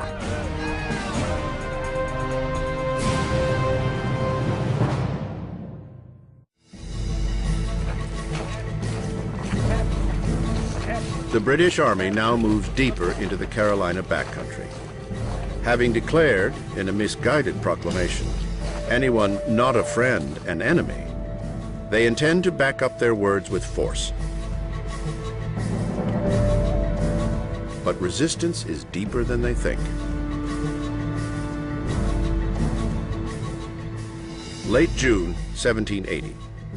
British Commander Sir Henry Clinton has lived in Charleston for a month now, and can sense trouble brewing in the wilderness. His response? Leave for New York and turn the Southern Command over to another officer. London, England. The man who will replace Clinton is no stranger to the American War. General Charles Cornwallis will soon return to the colonies, but a changed man. He has been in England to bury his beloved wife. Now, with her passing, Cornwallis can think only of escaping his memories. Going back to the one place he hopes will be a tonic for his grief. He is devastated. And, like many men, throws himself back into his work. In Cornwallis's case, it was the work of fighting the war. Whether he wins or loses in the colonies is no longer the point. I am now returning to America. Not with views of conquest and ambition. Nothing brilliant can be expected in that quarter. But I find England quite unsupportable to me. It has now no charms for me. I must shift the scene.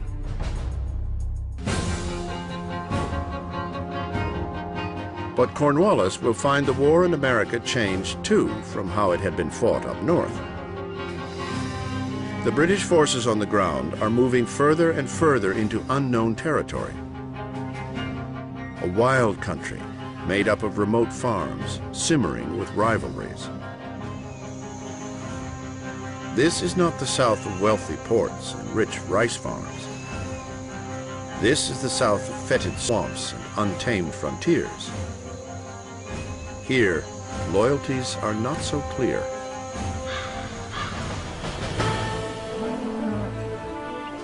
Those who might be loyalist, like everyone in this backcountry frontier, harbor grudges the British don't understand.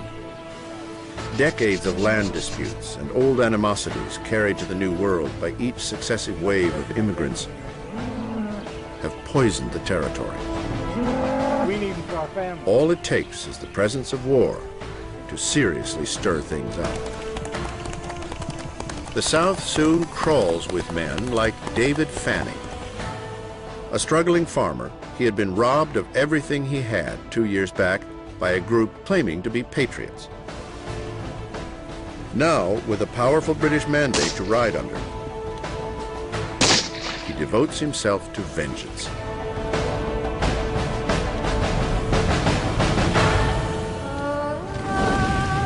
Fanning also gathers more like him. Loyalist militia swarm over the backcountry with their campaign of terror. They are less interested in the outcome of the revolution than in the chance to pillage and grab land from their patriot neighbors.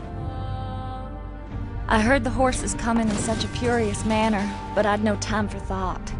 They were up to the house, entered with drawn swords and pistols in their hands, crying out, "Where are these rebel women?" Then they began to plunder the house of everything they thought worth taking.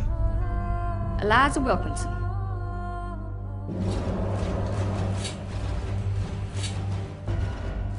Patriots soon joined the fray.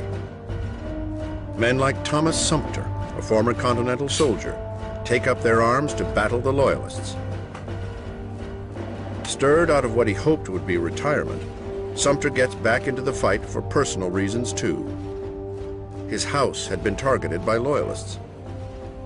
For him, as with men on both sides, the cause of independence takes a back seat to payback and plundering.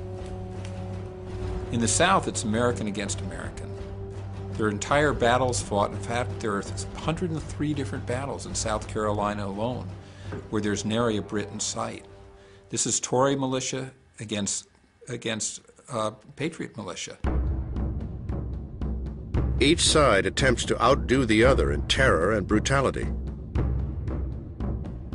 Whipping, tar and feathering, and a particularly gruesome device called the spigot becomes as commonplace as revenge. A loyalist was placed with one foot upon a sharp pin and turned around. As cruel as this punishment might seem to those who never witnessed the unrelenting cruelties of the Loyalists, I viewed the punishment with no little satisfaction. Charles Gibson, Southern Patriot. When the blood started to flow, it was revenge and counter-revenge. One killing provoked a counter-killing. It really tapped into these pre-revolutionary resentments and conflicts. It's like a fire feeding itself. It is, in short, a civil war.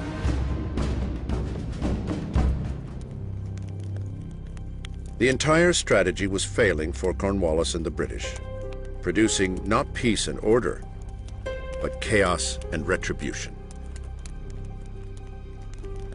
What happened to Cornwallis in the South is a long and bloody guerrilla war that had by that time made it extremely dangerous for anyone to reveal he was a loyalist.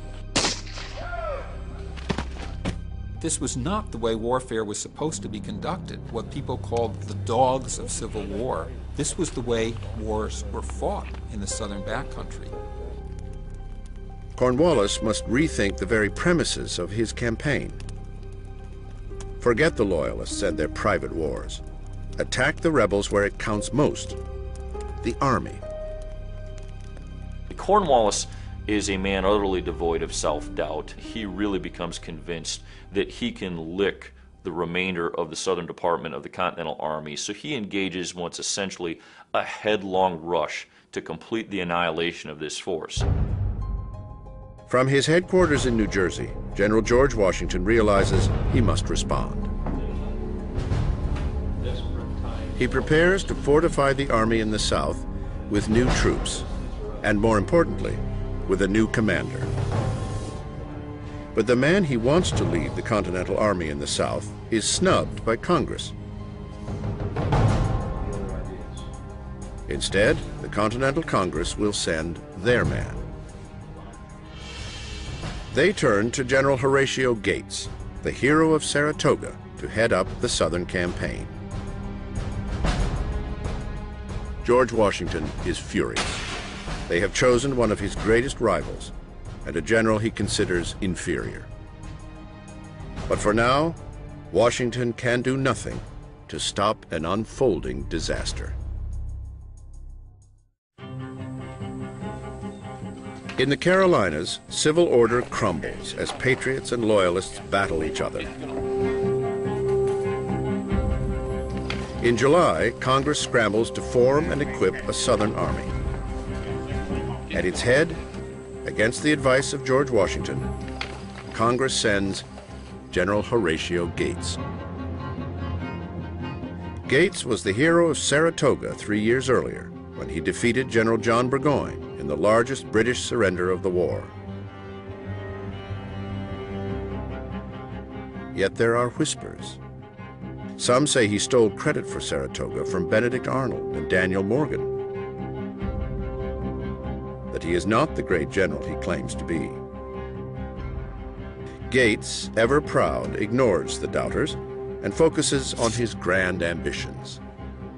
Horatio Gates wanted to be commander-in-chief of the American Army, and it goes much beyond that.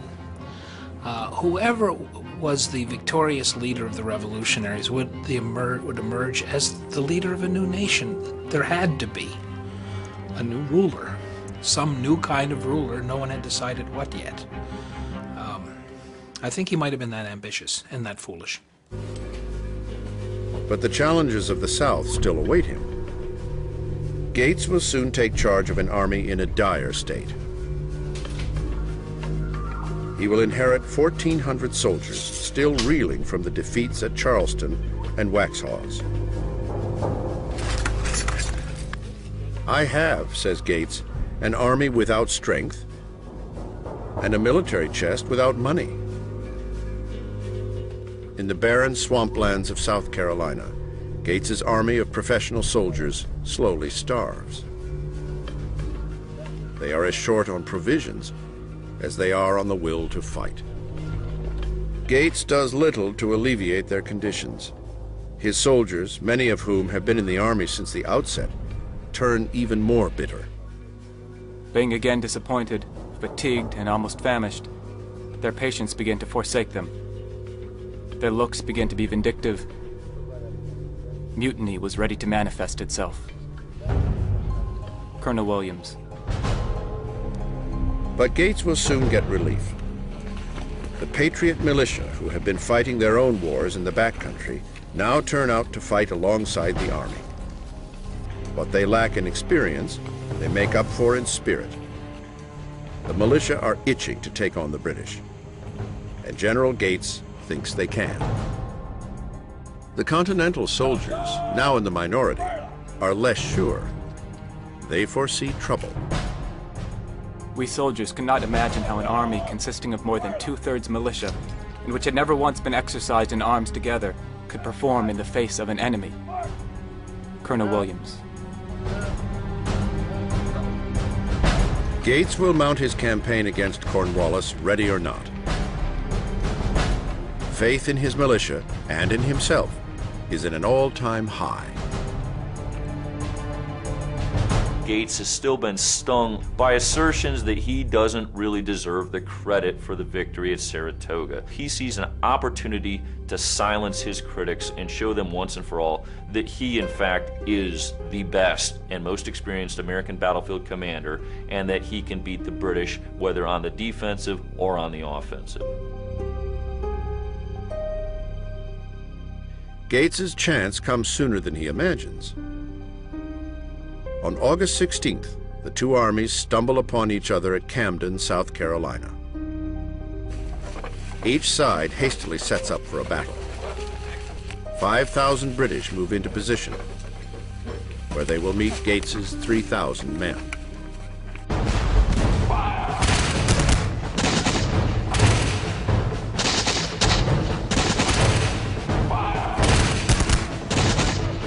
General Gates sends his militia out front, where they get their first taste of the best trained army in the world. But his audacity has caused him to make a serious tactical error, one with dire consequences. Gates places the militia on the left of his line, a position for which they are ill prepared. The British Army will always put its best units at the right of its line, which is the place of honor. From the British perspective, the British have their best regiments facing off against the weakest and most ill-prepared American regiments. The best of the British is led by none other than Bloody Ban Tarleton, the butcher of Waxhaws. He now leads a fierce bayonet charge into the militia.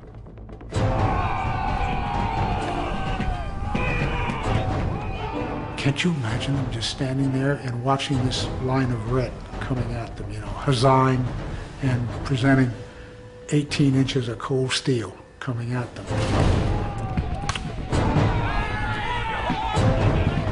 Fear fuels confusion on the battlefield. They are fighting a losing battle. Almost immediately, the militia panic, break, and run. Out of the blood! He who has never seen the effect of panic upon a multitude can have but an imperfect idea of such a thing. The best disciplined troops have been made cowards by it. Colonel Williams. But they do not flee alone. Fast overtaking them is General Horatio Gates himself. The general who came south to gain glory now takes off on his horse as fast as possible, as far as it will carry him. What began as a rather courageous venture now turns into a flight for his life, and he rides 200 miles all the way back to Hillsborough without stopping, and becomes the butt of every mean-spirited joke in the Continental Army for the next 2 years. I think he went into a complete panic. The situation was just too much for him. Alexander Hamilton praised him on his ride to safety. He said, it's quite remarkable for a man of his age to have ridden so far so fast.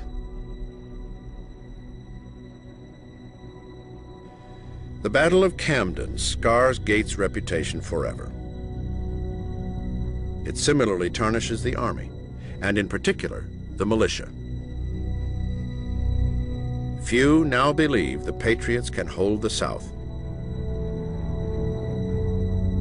even though the future of the Revolution depends on it.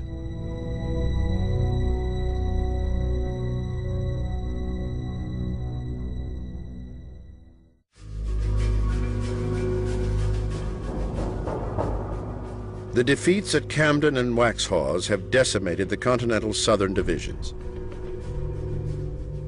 Of the 3,000 troops who marched at Camden, over half have been killed, captured, or wounded. The majority of the Patriot militia simply disappear back into the wilds. The South has all but fallen to the British.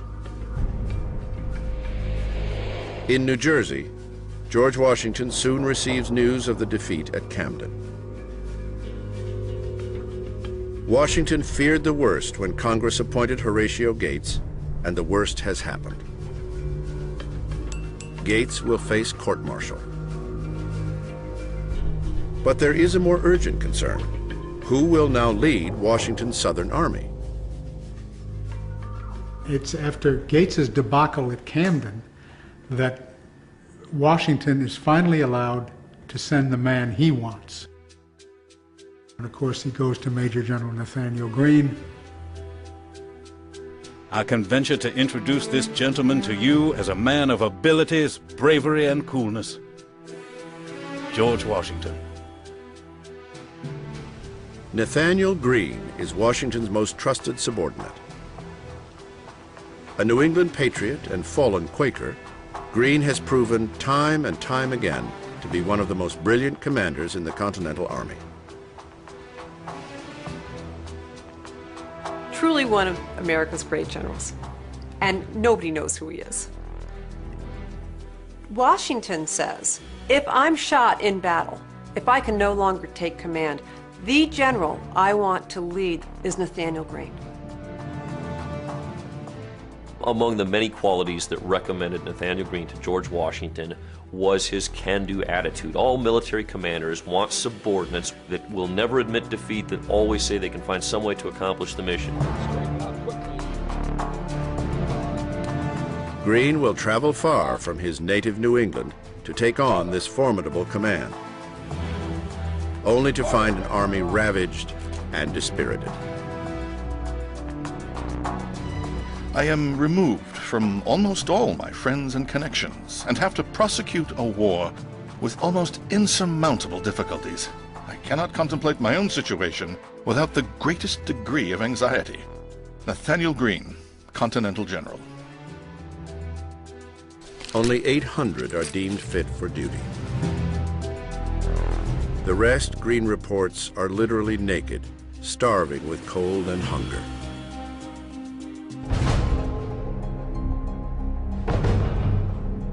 In letter after letter, Greene beseeches the 13 colonies for supplies and troops, to no effect. He begins to fear mutiny. It is impracticable to preserve discipline when troops are in want of everything. Be assured that you raise men in vain unless you clothe, arm, and equip them properly for the field. Nathaniel Greene. Greene and the Southern Army have all but been abandoned. He will attempt to supply his troops through local sources. But there is a threat more urgent than starvation. Cornwallis is on the march. Greene needs a strategy and a miracle to keep his army from total destruction.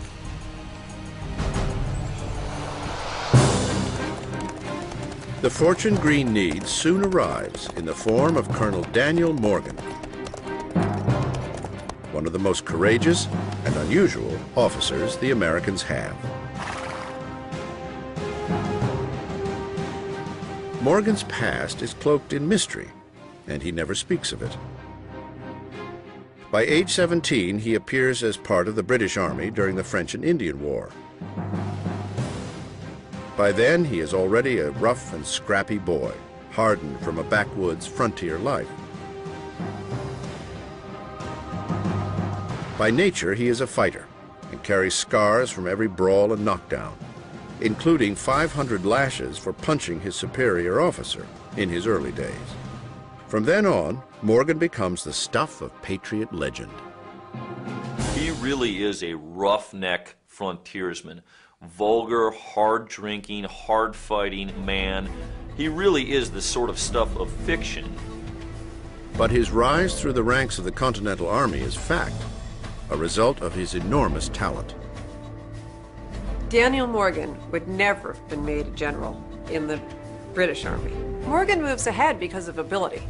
And he's a great example of the coming meritocracy. You don't have to be born into the gentry to be an officer. If you have the ability, if you have the stick-to-itness. By the time Morgan reaches the South, his hard-earned reputation and his role at major battles like Saratoga gains him the respect of patriots and the resentment of the enemy. No one is better suited to fighting in the rough southern lands than Morgan. With Morgan now at his side, Greene will enact one of the boldest and most irregular moves of the war. Greene will split his army. Nathaniel Greene adopts what it might be considered an unconventional approach to this war. He's going to break his force. He's going to divide it into something of flying columns, very mobile columns. He knows the British Army doesn't know the territory.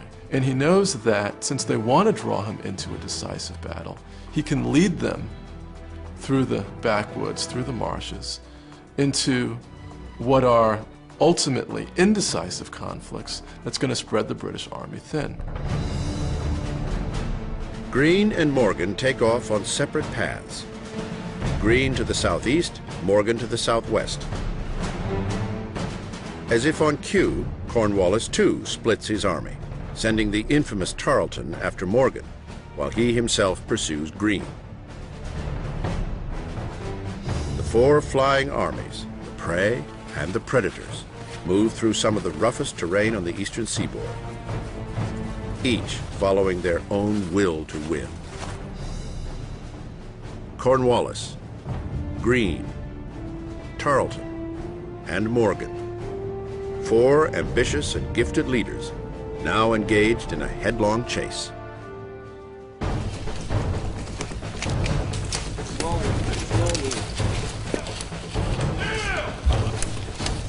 On the fringes of their armies, they skirmish,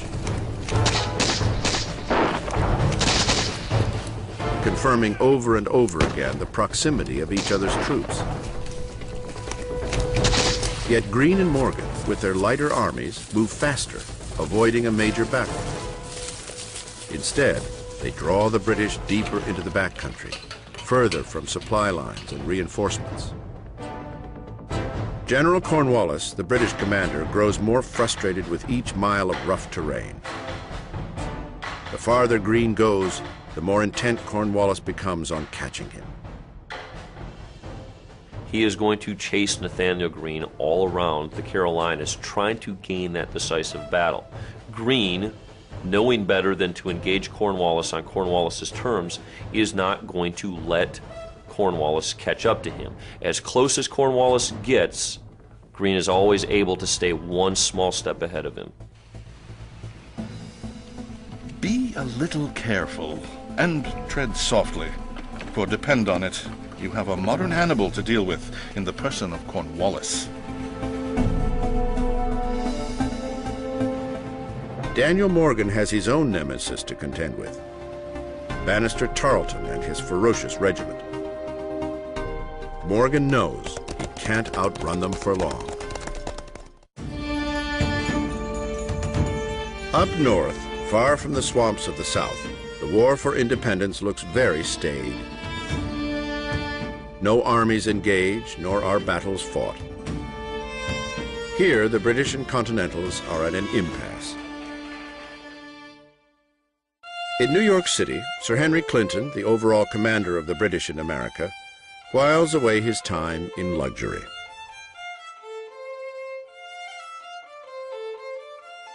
There was a lot of going to dinner. He put on a lot of weight. There was a lot of inspecting the troops. All the things that a parade ground general, as they were called, would do short of fighting. The war down south is far off. Clinton receives fewer and fewer dispatches from Cornwallis, but that doesn't concern him, at least not enough to leave New York City.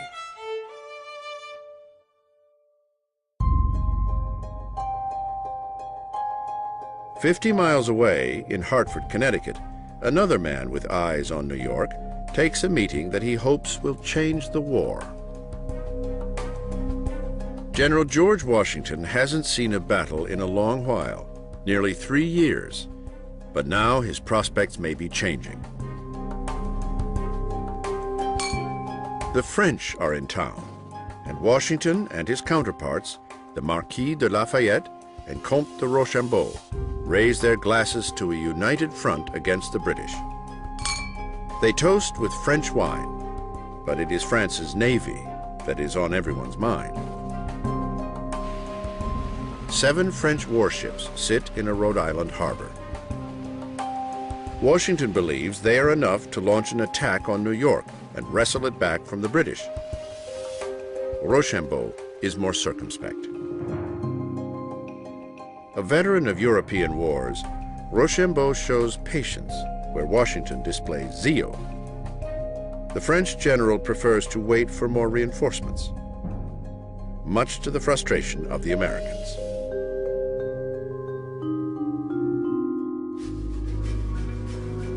Though these French ships sit idly in Newport, Rhode Island, the French have already tipped the balance of power in the war, but in less obvious ways. From an American perspective, The French Navy has not been that significant to this point in the war. The American perspective is a little bit biased and not very complete. In colonies and oceans all over the world, the French are taking on the British, forcing them to fight a world war from the Caribbean to Cairo to Calcutta. The French Navy has helped extend the British Army and British Navy over a far wider expanse, indeed around the globe, when in the absence of the French Navy, the British were free to concentrate on North America. But the Americans don't quite see it this way. Washington sees only that he must delay his goal of taking New York. The battles, for now, remain in the South.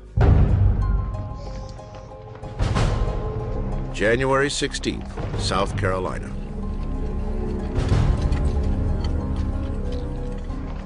Daniel Morgan can no longer avoid confronting Tarleton's forces. Now, he must prepare to fight.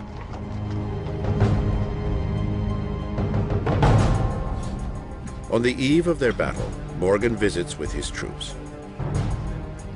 Out of 600 men, more than half are militia.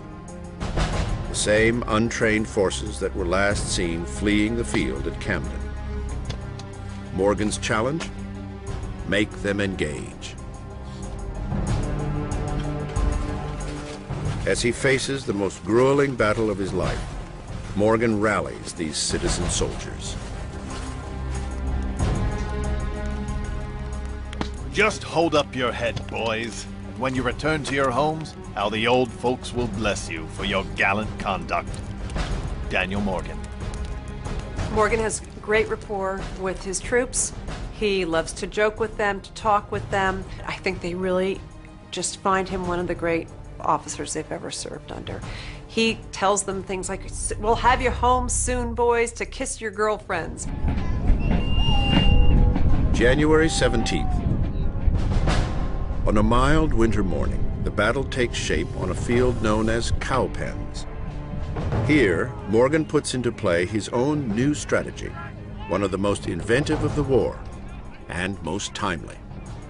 Up to that point in the war, nobody had figured out how to use militia in a formal battle because they weren't trained to meet British regulars in a formal engagement. Morgan, he figures it out.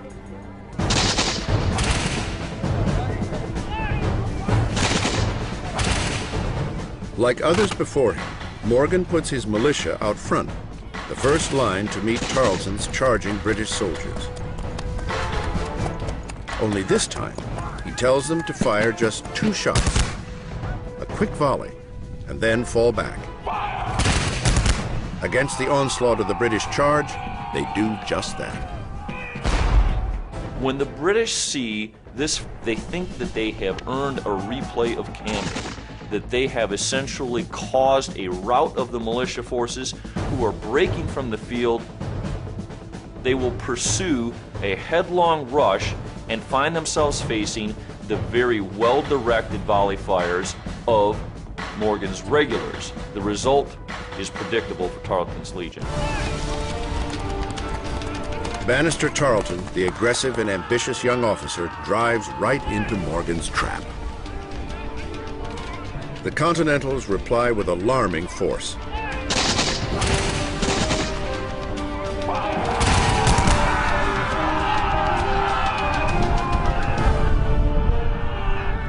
British infantry scatter and retreat. Tarleton will try to push them on again, but within an hour, the battle is lost. Tarleton has chased Morgan all across the South to end here, defeated by the rough and tumble American at Cowpens. Talk about a conflict of styles. You have this very sort of arrogant, dashing, cruel British officer, young guy, and Daniel Morgan, and they're both playing for keeps, you know? How can you not love that victory when Daniel Morgan just beats the tar out of Tarleton?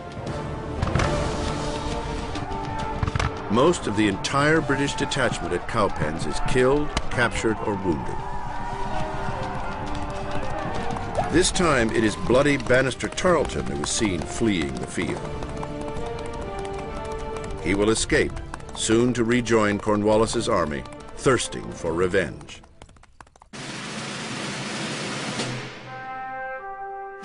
It was Morgan's whim. Morgan had outplanned, outstrategized, and outled his counterpart. He had transformed his militia army at their moment of greatest need. But it will be the backcountry brawler's last battle. Morgan all along suffered quietly from painful back ailments and rheumatism.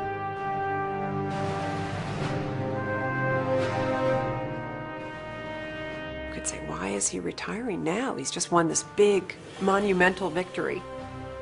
And the real question is, how was he able to fight at all during the Battle of Cowpens? It's very painful for him. And his commanding officer, Nathaniel Greene, says, "You've earned the right to go home."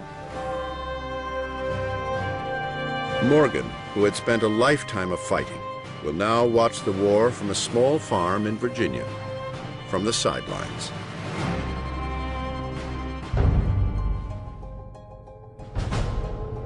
For Nathaniel Greene, the chase is still on. Cornwallis is closing in, and with Tarleton again by his side, they will come at Greene with everything they've got. The war in the South will go on, as bloody and vicious as ever, but the stakes are rising. From the South to the North to across the Atlantic Ocean, everyone is asking the same question. How will this war end?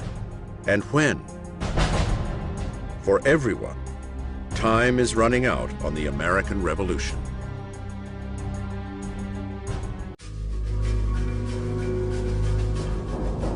January 27, 1781, New Jersey.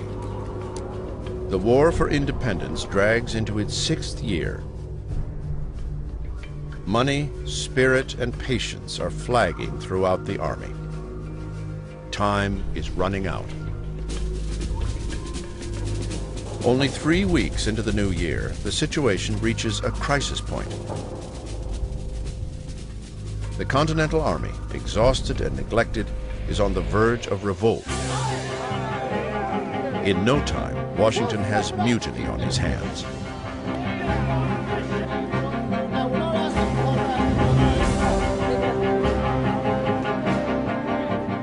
His response will be determined and drastic.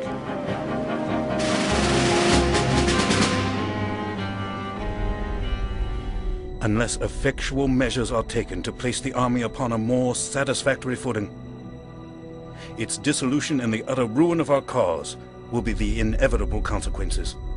George Washington.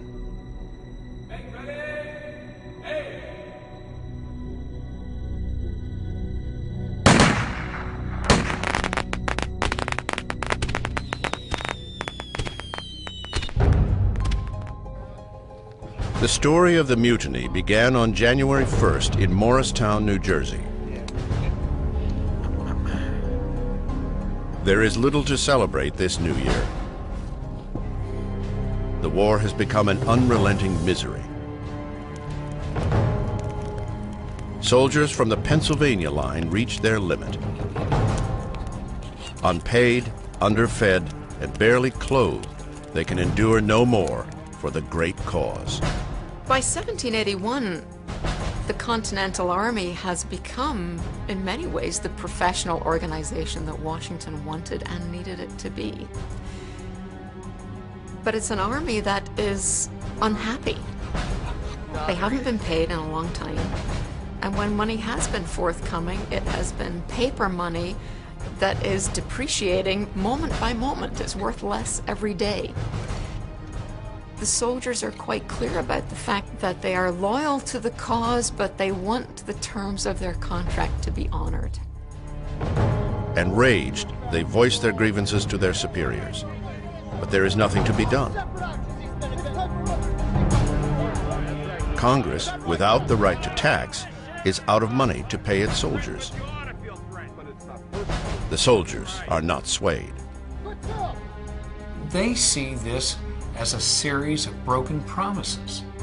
They pledged their lives, they are spilling their blood, they thought they were making a contract to serve their country.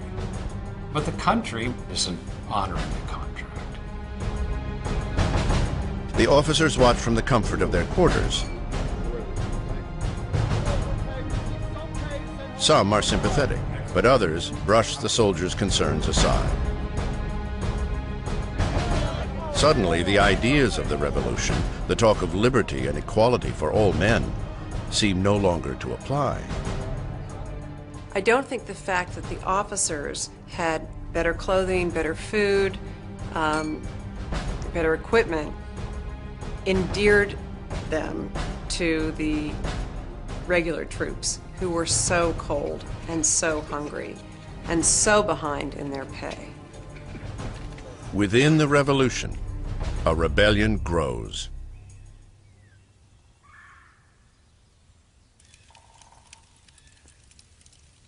On January 2nd, camps empty as 1,300 soldiers, 1/4 of the Northern Army, up and leave.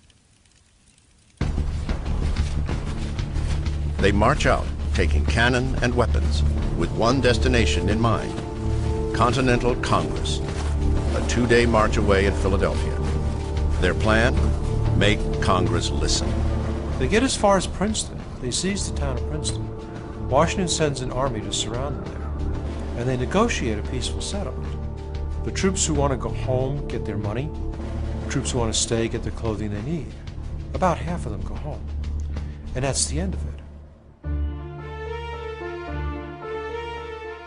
Washington begs Congress for money and provisions as the only way to pacify his army. It is too little, too late. As I have used every endeavor in my power to avert the evil that has come upon us, so will I continue to exert every means to prevent an extension of the mischief. But I can neither foretell or be answerable for the issue. George Washington.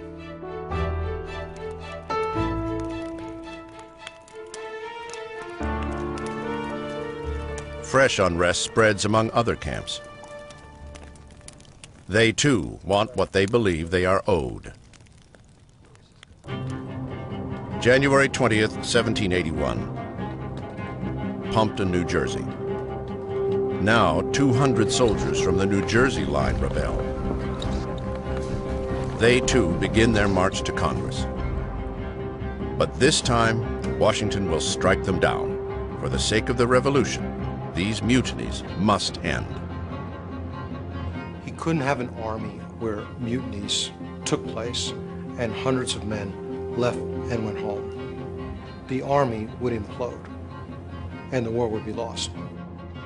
Worse, any mutiny leads the British to believe that the army is collapsing and to renew their fervor to win the war.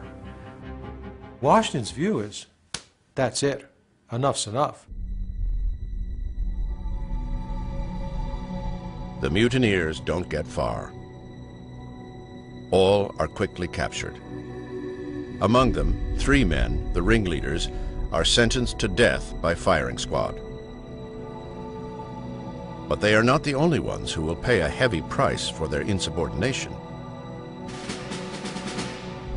In a cruel move, Washington then gets their 12 closest friends, 12 men who were with them in the mutiny but not quite the ringleaders, and orders them to shoot them. The men in the Jersey line are aghast at this, for the commander to order, not only to order the 3 men shot, but shot by their friends. But at the same time, terrified. It could have been me. This was a most painful task. When ordered to load, some of them shed tears. James Thatcher, Continental doctor.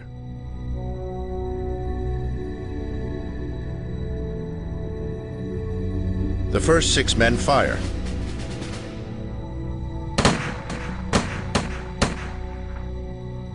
But they have deliberately aimed high, sending a volley over the heads of the condemned men.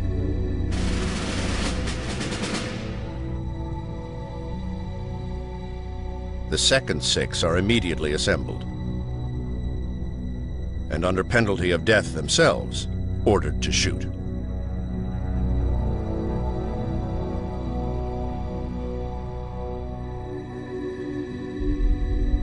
This time, the shots find their target.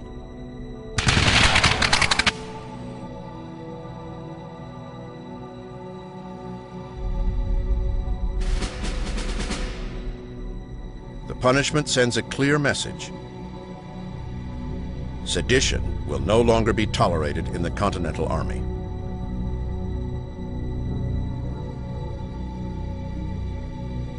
After the execution of those men in that terrible winter of 1781, there were no more mutinies.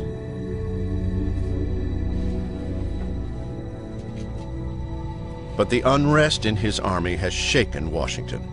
His authority and the revolution are slipping away. He must find a way to end this war. Now.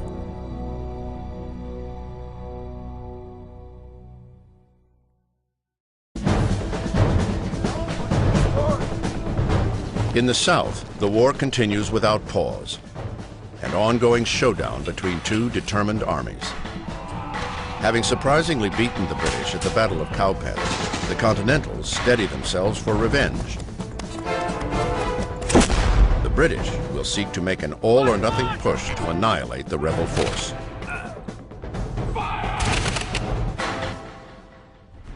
General Charles Cornwallis, the British commander in the South, has become singular in his obsession.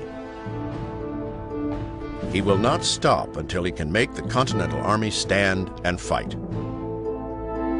Instead, the rebels keep pulling Cornwallis deeper into the backcountry. On a cat-and-mouse chase led by his arch-rival, General Nathaniel Greene. Cornwallis himself believes that if he can draw Nathaniel Greene into one decisive fight, if he can bring this war to one pitched battle somewhere in the South, the battle's going to be over. Greene won't give him that satisfaction. General Nathaniel Greene knows better. He learned early on in battles like New York and Brandywine that keeping the army away from direct confrontation is paramount.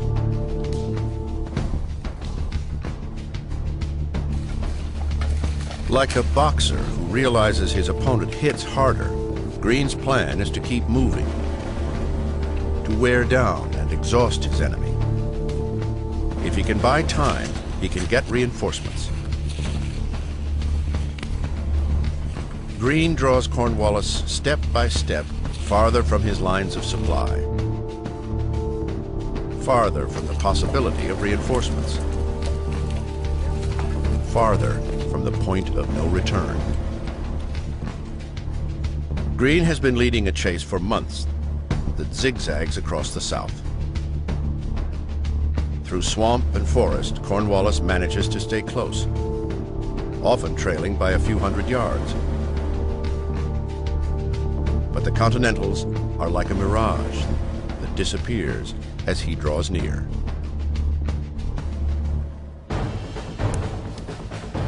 The two sides regularly skirmish amongst scouting parties. But the main armies never meet. Greene's Continental force is smaller, lighter, and faster.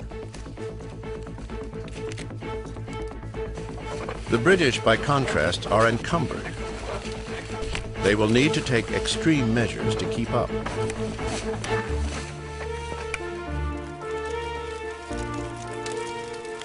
To lighten his load, Cornwallis orders an enormous bonfire built, onto which all the unnecessary trappings of a distinguished British army are thrown. Wagons, tents, clothing, fine china, silver, and cask upon cask of rum. Cornwallis is very earnest. He does not want to allow Greene to escape. He is going to do anything within his power to catch up to Greene. In this situation, without baggage, necessaries, with zeal and bayonets only, it was resolved to follow Greene's army to the end of the world. Brigadier General Charles O'Hara. It is a fateful decision that he will pay for later. The race picks up speed. The two armies begin to travel at an almost inhuman pace, moving as much as 40 miles in a single day. Greene now sees only one chance for survival. As Cornwallis chases him toward the Virginia border, Greene makes a daring move. He splits his army, sending one branch toward the upper Dan River, while the main army moves east, where Greene has commandeered all the boats along the crossings. Cornwallis, fooled, dutifully follows the decoy. It bought Greene the time he needed to move down the river to the point where the Continentals had gathered all of the boats on that river and crossed at a point that Cornwallis could not hope to cross. Greene's plan works. He moves his entire regiment, all 2,000 men, across the Dan, reaching the other side just in time. The British, realizing the ploy, rush to the crossing, arriving just hours after the last of Greene's boats leave. Cornwallis, so close to the victory he sought, recognizes that the chase is over.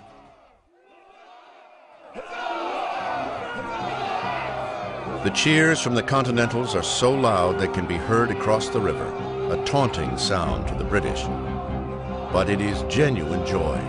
After marching more than 200 miles in just 1 month, Greene's army can finally rest. Greene will not stay in Virginia long.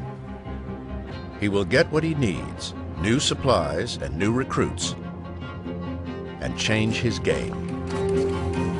The hunted will become the hunter.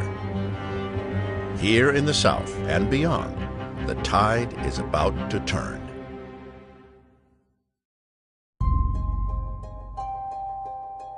Far from the swamps of the southern colonies, another chase drags on. France, 1781, the court of Versailles. The venerable diplomat Benjamin Franklin is still in hot pursuit of France's money. Lately, it has become elusive. King Louis XVI, America's ally against the British, has given more than $100 million in direct aid to the revolution. In fact, he's going broke funding the Americans. Yet it never seems to be enough to satisfy Ben Franklin.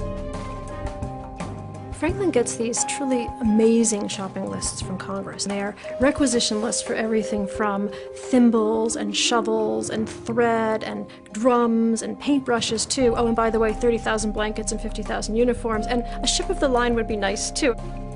Franklin's essentially constantly approaching them with his tin cup and being told, but we already gave at the office. Being told we've already given you X, how can we possibly cough up more? Franklin is caught between two masters. On one hand, he must convince the French that the American Revolution can still be won. On the other, he must assure Congress that French aid, the key to the war, is on its way. Some Americans, like General Washington, have reason to doubt it. Washington was always confused and perplexed, and until the end disappointed in the French. The soldiers that they did promise didn't get here fast enough. He didn't feel that there were enough of them. He's worried about the help that the French have given him, if it's going to be in time.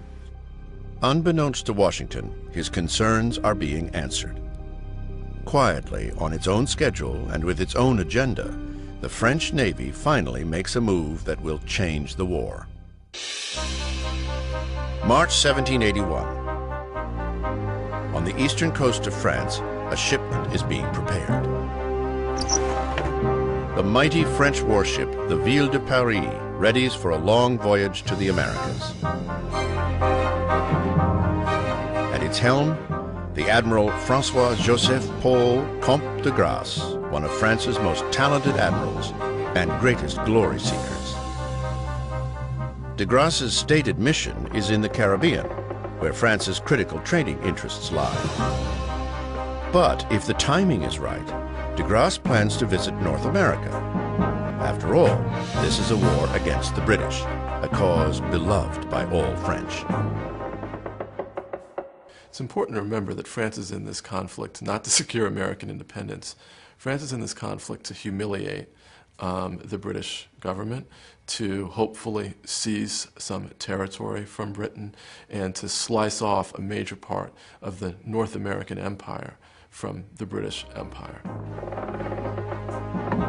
America may be a pawn in this game between superpowers, but the rebels can still make their own luck.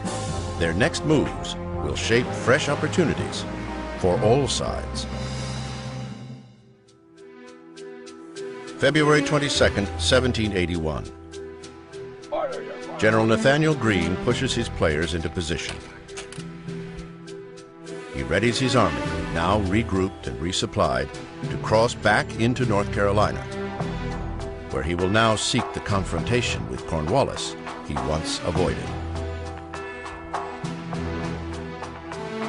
Crossing again over the Dan River, Greene soon draws Cornwallis back into the chase. Only this time, Greene leads the desperate British commander toward a spot favorable to the Continentals. They will take the high ground at a small junction called Guilford Courthouse. March 15th. Greene sets his army first. Cornwallis, weakened from lack of provisions, nonetheless prepares to throw all he has left at winning. Cornwallis's men soon break through Greene's militia lines. They bear down on the rest of the army with bayonets. The Continentals face the charge. The two sides fall upon each other at close quarters. A bloody melee fought hand to hand. Fearing loss, Cornwallis makes a desperate and brutal decision.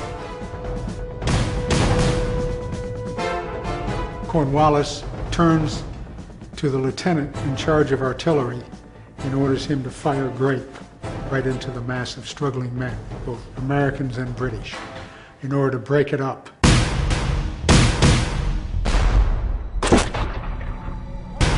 The cannon cut down as many British as Americans. But it is enough to stop the rebels. Greene orders his men to retreat. He cannot and will not risk his soldiers. Cornwallis is victorious, but only by sacrificing his own men. Twice as many British die in the victory as Continentals perish in the loss. It is the kind of win that feels, ultimately, more like a defeat.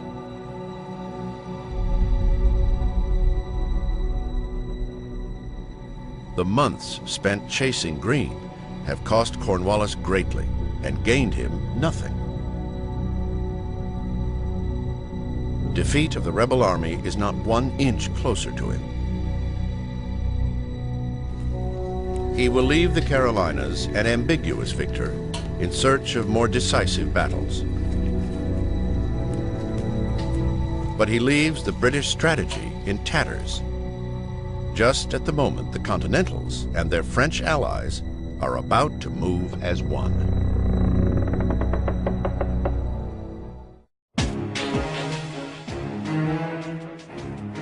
Losses in the south and stalemate in the north have left the British command in America in disarray.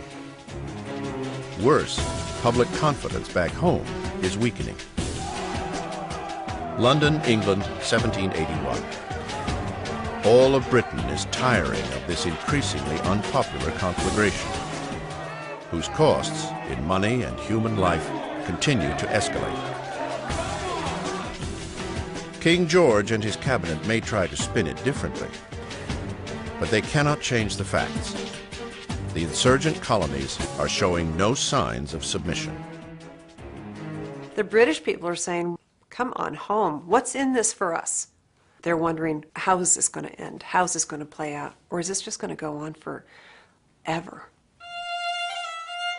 The rift between those who wish to end the war fast and those who take the long view travels over the Atlantic. In America, the king's commanders will soon find themselves with opposing strategies of war.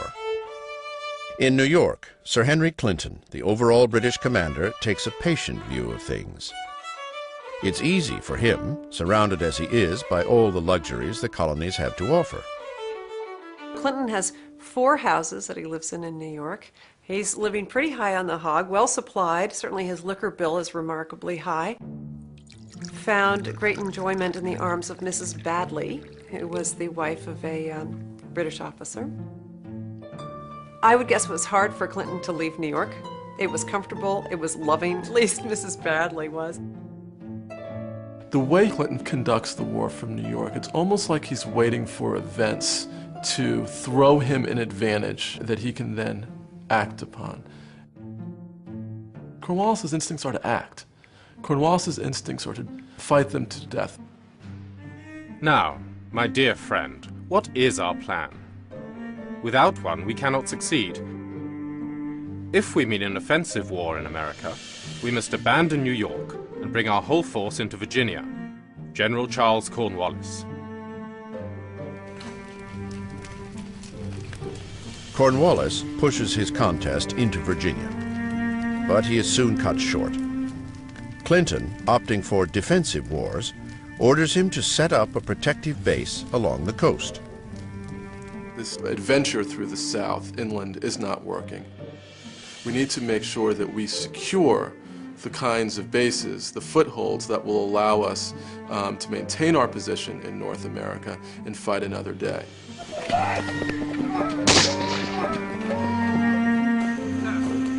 Cornwallis has no choice but to obey his commander. He turns his army toward a small coastal village, to a place called Yorktown. Once, Yorktown was known solely as a tobacco trading port. But it will soon become a major battlefield, and for some, a place of destiny.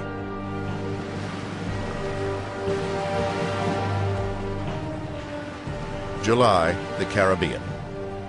France's Admiral de Grasse makes his long-awaited appearance. The fall is hurricane season in the Americas. This is a time when, for the most part, shipping comes to a complete pause in the Caribbean. And so it's the right moment for de Grasse to leave the Caribbean and assist their allies in North America. I am sorry to see the distress in which the American continent finds itself. You can note the desire I have to provoke a change in your favor of the situation. Admiral de Grasse. The French Navy, thus far an absent player in the Revolution, now turns north with 28 ships, 3,000 men, and long-awaited money to pay Continental soldiers. But they also come with a catch. It will be the French, not Washington, who decide where they will land. In their view, the British are weakest in Virginia, near the Chesapeake Bay, at the small port of Yorktown.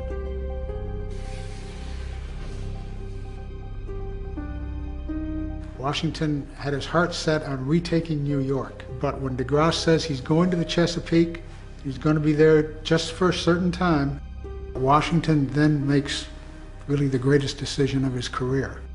He knows, he seems to sense that this is the time. This is the time to strike. It may be declared in a word that we are at the end of our tether, and that now or never our deliverance must come. George Washington. With all he has, every soldier, every cannon, every French reinforcement, Washington moves south. The general now returns to Virginia, his beloved homeland. In search of the battle he hopes will end the war.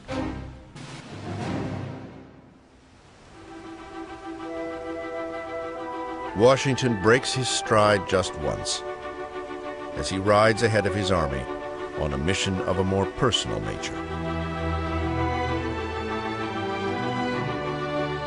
For the first time since the beginning of the Revolution, Washington visits his home. He goes home to Mount Vernon, and I think the whole point of the war is brought home again to him on a very personal level. He had seen Martha only rarely, and he had grown out of touch with Mount Vernon. Now he delves into the details that a man of the house, not the general of an army, would attend to.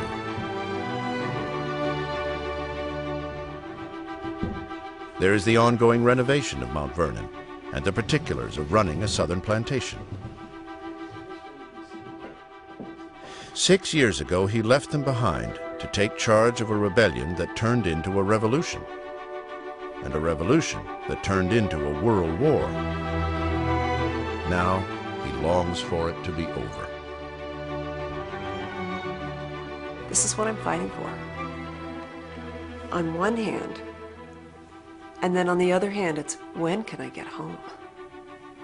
I'm fighting for this, but I want to be here so much. George Washington is not the only one who came into his own in these many years. Washington's only son, Jackie, had come of age too. Long kept out of the army by his overprotective parents, Jackie now makes a final plea to follow his father into battle.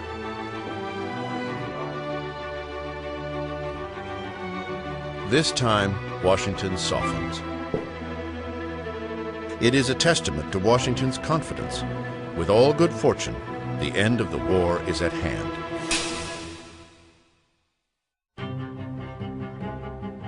A convergence is taking shape. As Admiral de Grasse sails up toward Virginia from the Caribbean, the Continental Army, now joined by 5,000 French troops, also heads toward the Chesapeake Bay. There, General Cornwallis hastens to build his defenses at Yorktown. But he is beginning to feel that he is sitting at the center of a dangerous trap.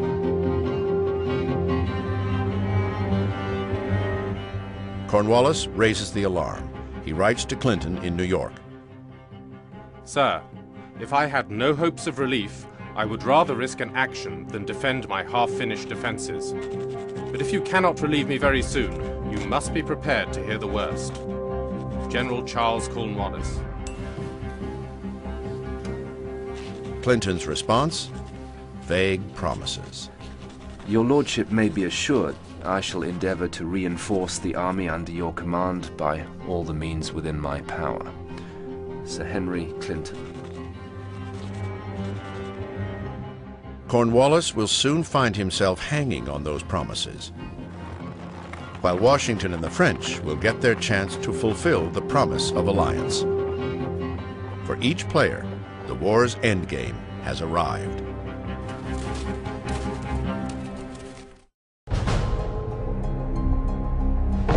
The Continental Army, after a year of deadlock and disloyalty, is now moving as one en route to Yorktown and the largest offensive of the war. America, fatigued after 6 years of fighting, holds its breath. Independence, their glorious cause, feels within its grasp once more.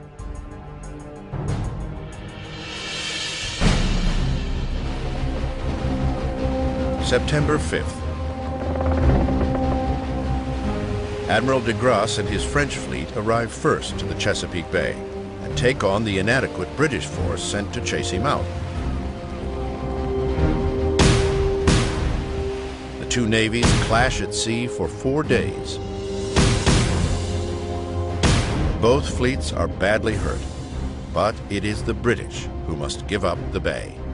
They needed to drive de Grasse out of the mouth of the Chesapeake, and that they failed to do. De Grasse, in one pivotal battle, captures control of all that comes into or out of Yorktown. General Cornwallis knows his situation is worsening. He needs more help. He needs reinforcements. His commander, Henry Clinton, has not budged from New York. Sir Henry Clinton to Earl Cornwallis, New York. Your lordship may be assured that I am doing everything in my power to relieve you, if the winds permit and no unforeseen accident happen.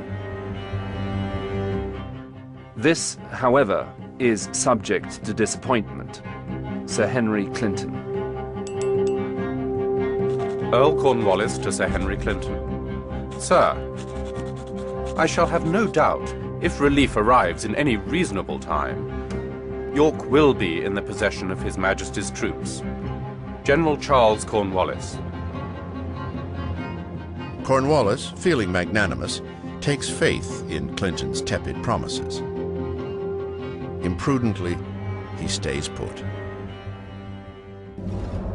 One by one, his routes of escape are cut off.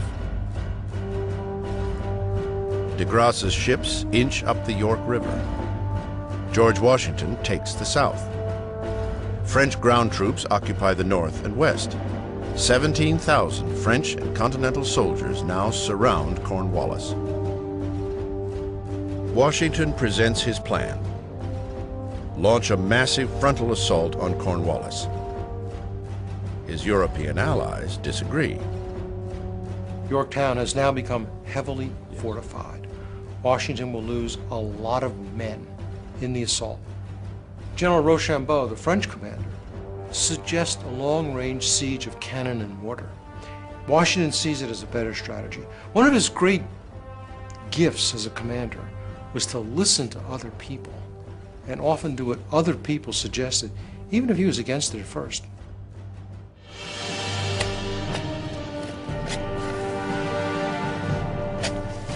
On October 6th, the siege begins.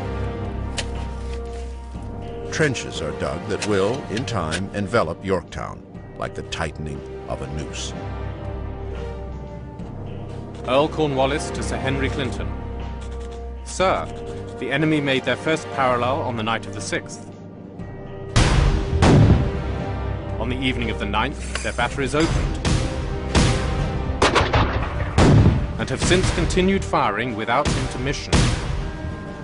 Against so powerful an attack, we cannot hope to make a very long resistance. General Charles Cornwallis. A lot of a siege is about the timing. Can you force a city to surrender before the city gets reinforcements? Can you get closer and closer in your parallel trenches as you move towards the city line of defenses? October 11th, the second parallel is dug, closing the circle around Yorktown. Still, there is no sign of Clinton's reinforcements. October 11th, 5 p.m. Since my last letter was written, we have lost 30 men. I have only to repeat, nothing but a direct move can save me. General Charles Cornwallis.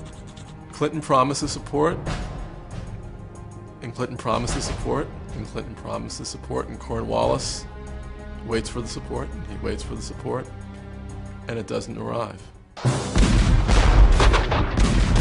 The siege daily is becoming more and more formidable. His Lordship Cornwallis must view his situation as extremely critical, if not desperate. James Thatcher, American officer.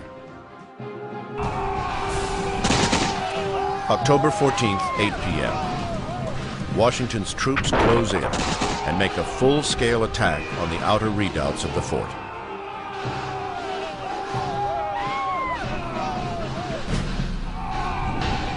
October 15th, Earl Cornwallis to Sir Henry Clinton. Sir, my situation now becomes very critical. The safety of this place is so precarious that I cannot recommend you run great risk in endeavoring to save us. General Charles Cornwallis. Cornwallis's letter will not be read. Clinton has already set sail from New York. But the belated relief effort will not be in time.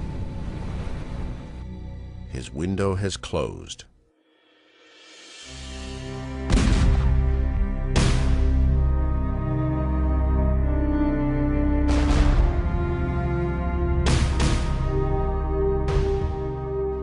For 6 long years, Washington fought a war marked more by loss than victory.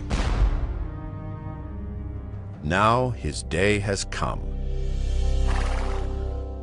The general's finest hour begins quietly with a lone British drummer spotted coming through the smoke.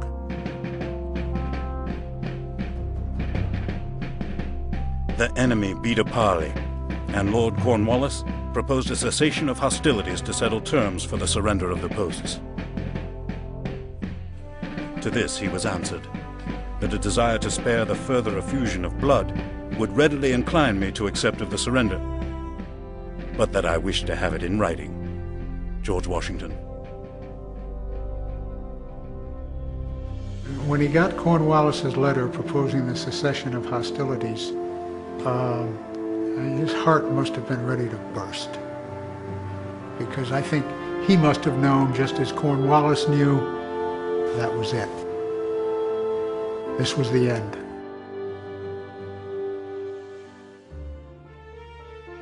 To Sir Henry Clinton. Sir, I have the mortification to inform your Excellency that I have been forced to surrender the troops under my command. I never saw this post in a very favorable light. General Charles Cornwallis. General Henry Clinton can barely contemplate the consequences of his inaction. He had set in motion the endgame, and then sat idly while it played out. Now the Southern British Army is lost, and possibly the war itself.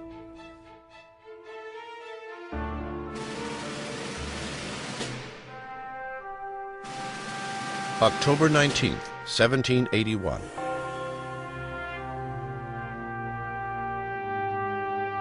"7,000 redcoats lay down their arms in front of General George Washington.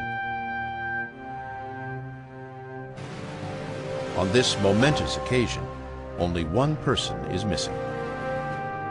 General Charles Cornwallis avoids the ceremony, claiming illness. No doubt he felt worse on this day than any other in his long military career. How could this have happened? Cornwallis is so humiliated and so stricken by the defeat that he cannot surrender in person to George Washington. October 27th. Cornwallis and Washington will meet a week later when Cornwallis, in a show of respect, invites Washington to his headquarters.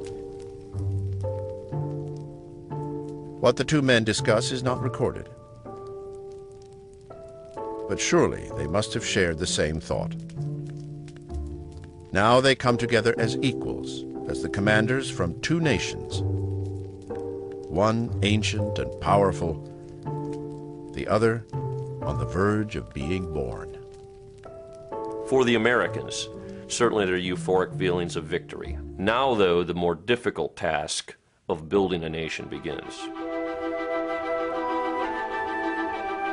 Washington, the general, is about to exit the stage to make way for Washington, the statesman and nation builder. A challenge he cannot yet conceive. But before he can look to the future, Washington is pulled back into the present. Victory has come at a terrible price, a personal tragedy that will forever scar the general.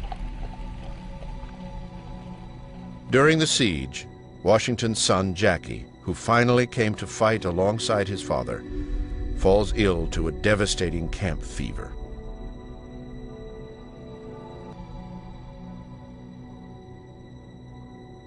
Washington and Martha arrive in time to see their son alive, but only briefly. Jackie soon dies, at the very last, a victim of America's crusade at Yorktown. At the same time, the country is celebrating in jubilation through all the colonies at the victory of Yorktown. The commander-in-chief, who brought them that victory, is mourning, deep in grief, over the death of his son and his final child. George and Martha have now lost all their children. It is the final, ultimate sacrifice for the Virginia farmer who stepped up to lead his fledgling country. At last, it seems the revolution is coming to an end. But Washington, like the thousands of Americans who fought and died alongside him, must wonder at the extraordinary cost of independence.